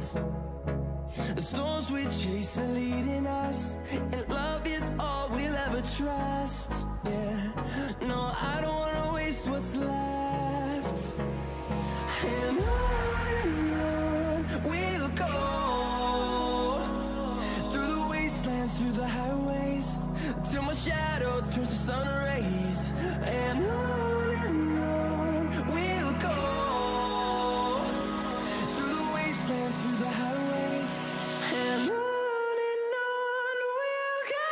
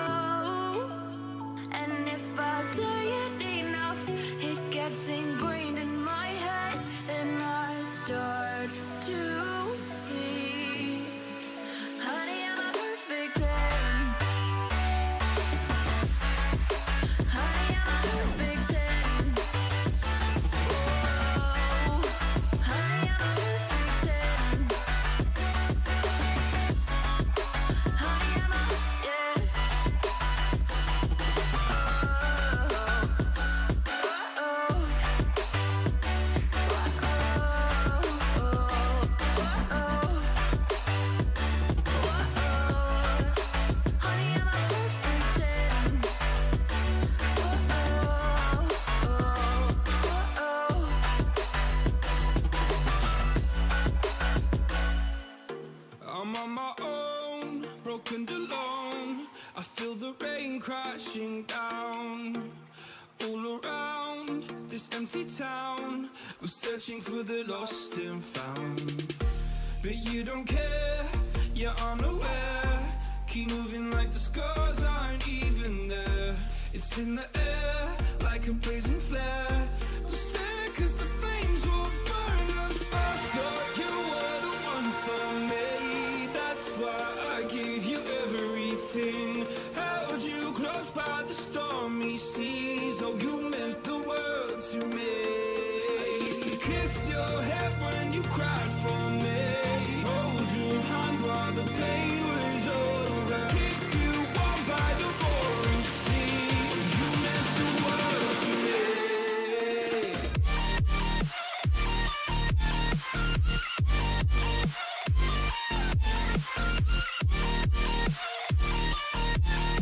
Oh, you meant the world to me.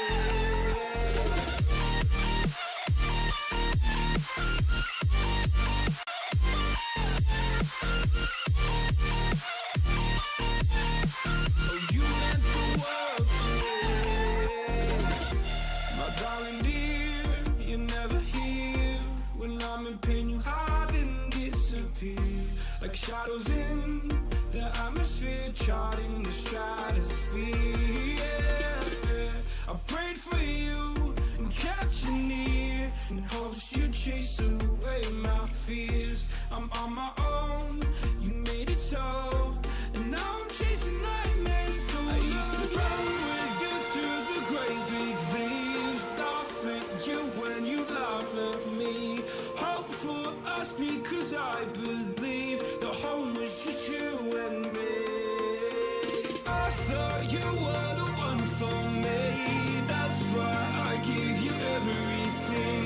Held you close by the stormy seas. Oh, you meant the world to me.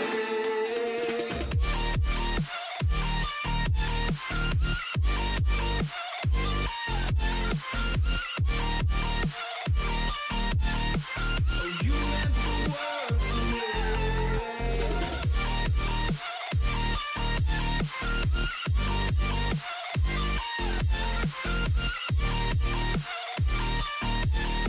Oh, you meant the world to me.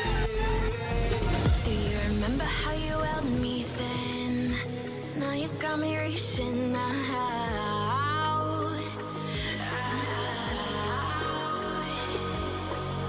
And do you see you got me falling in more times than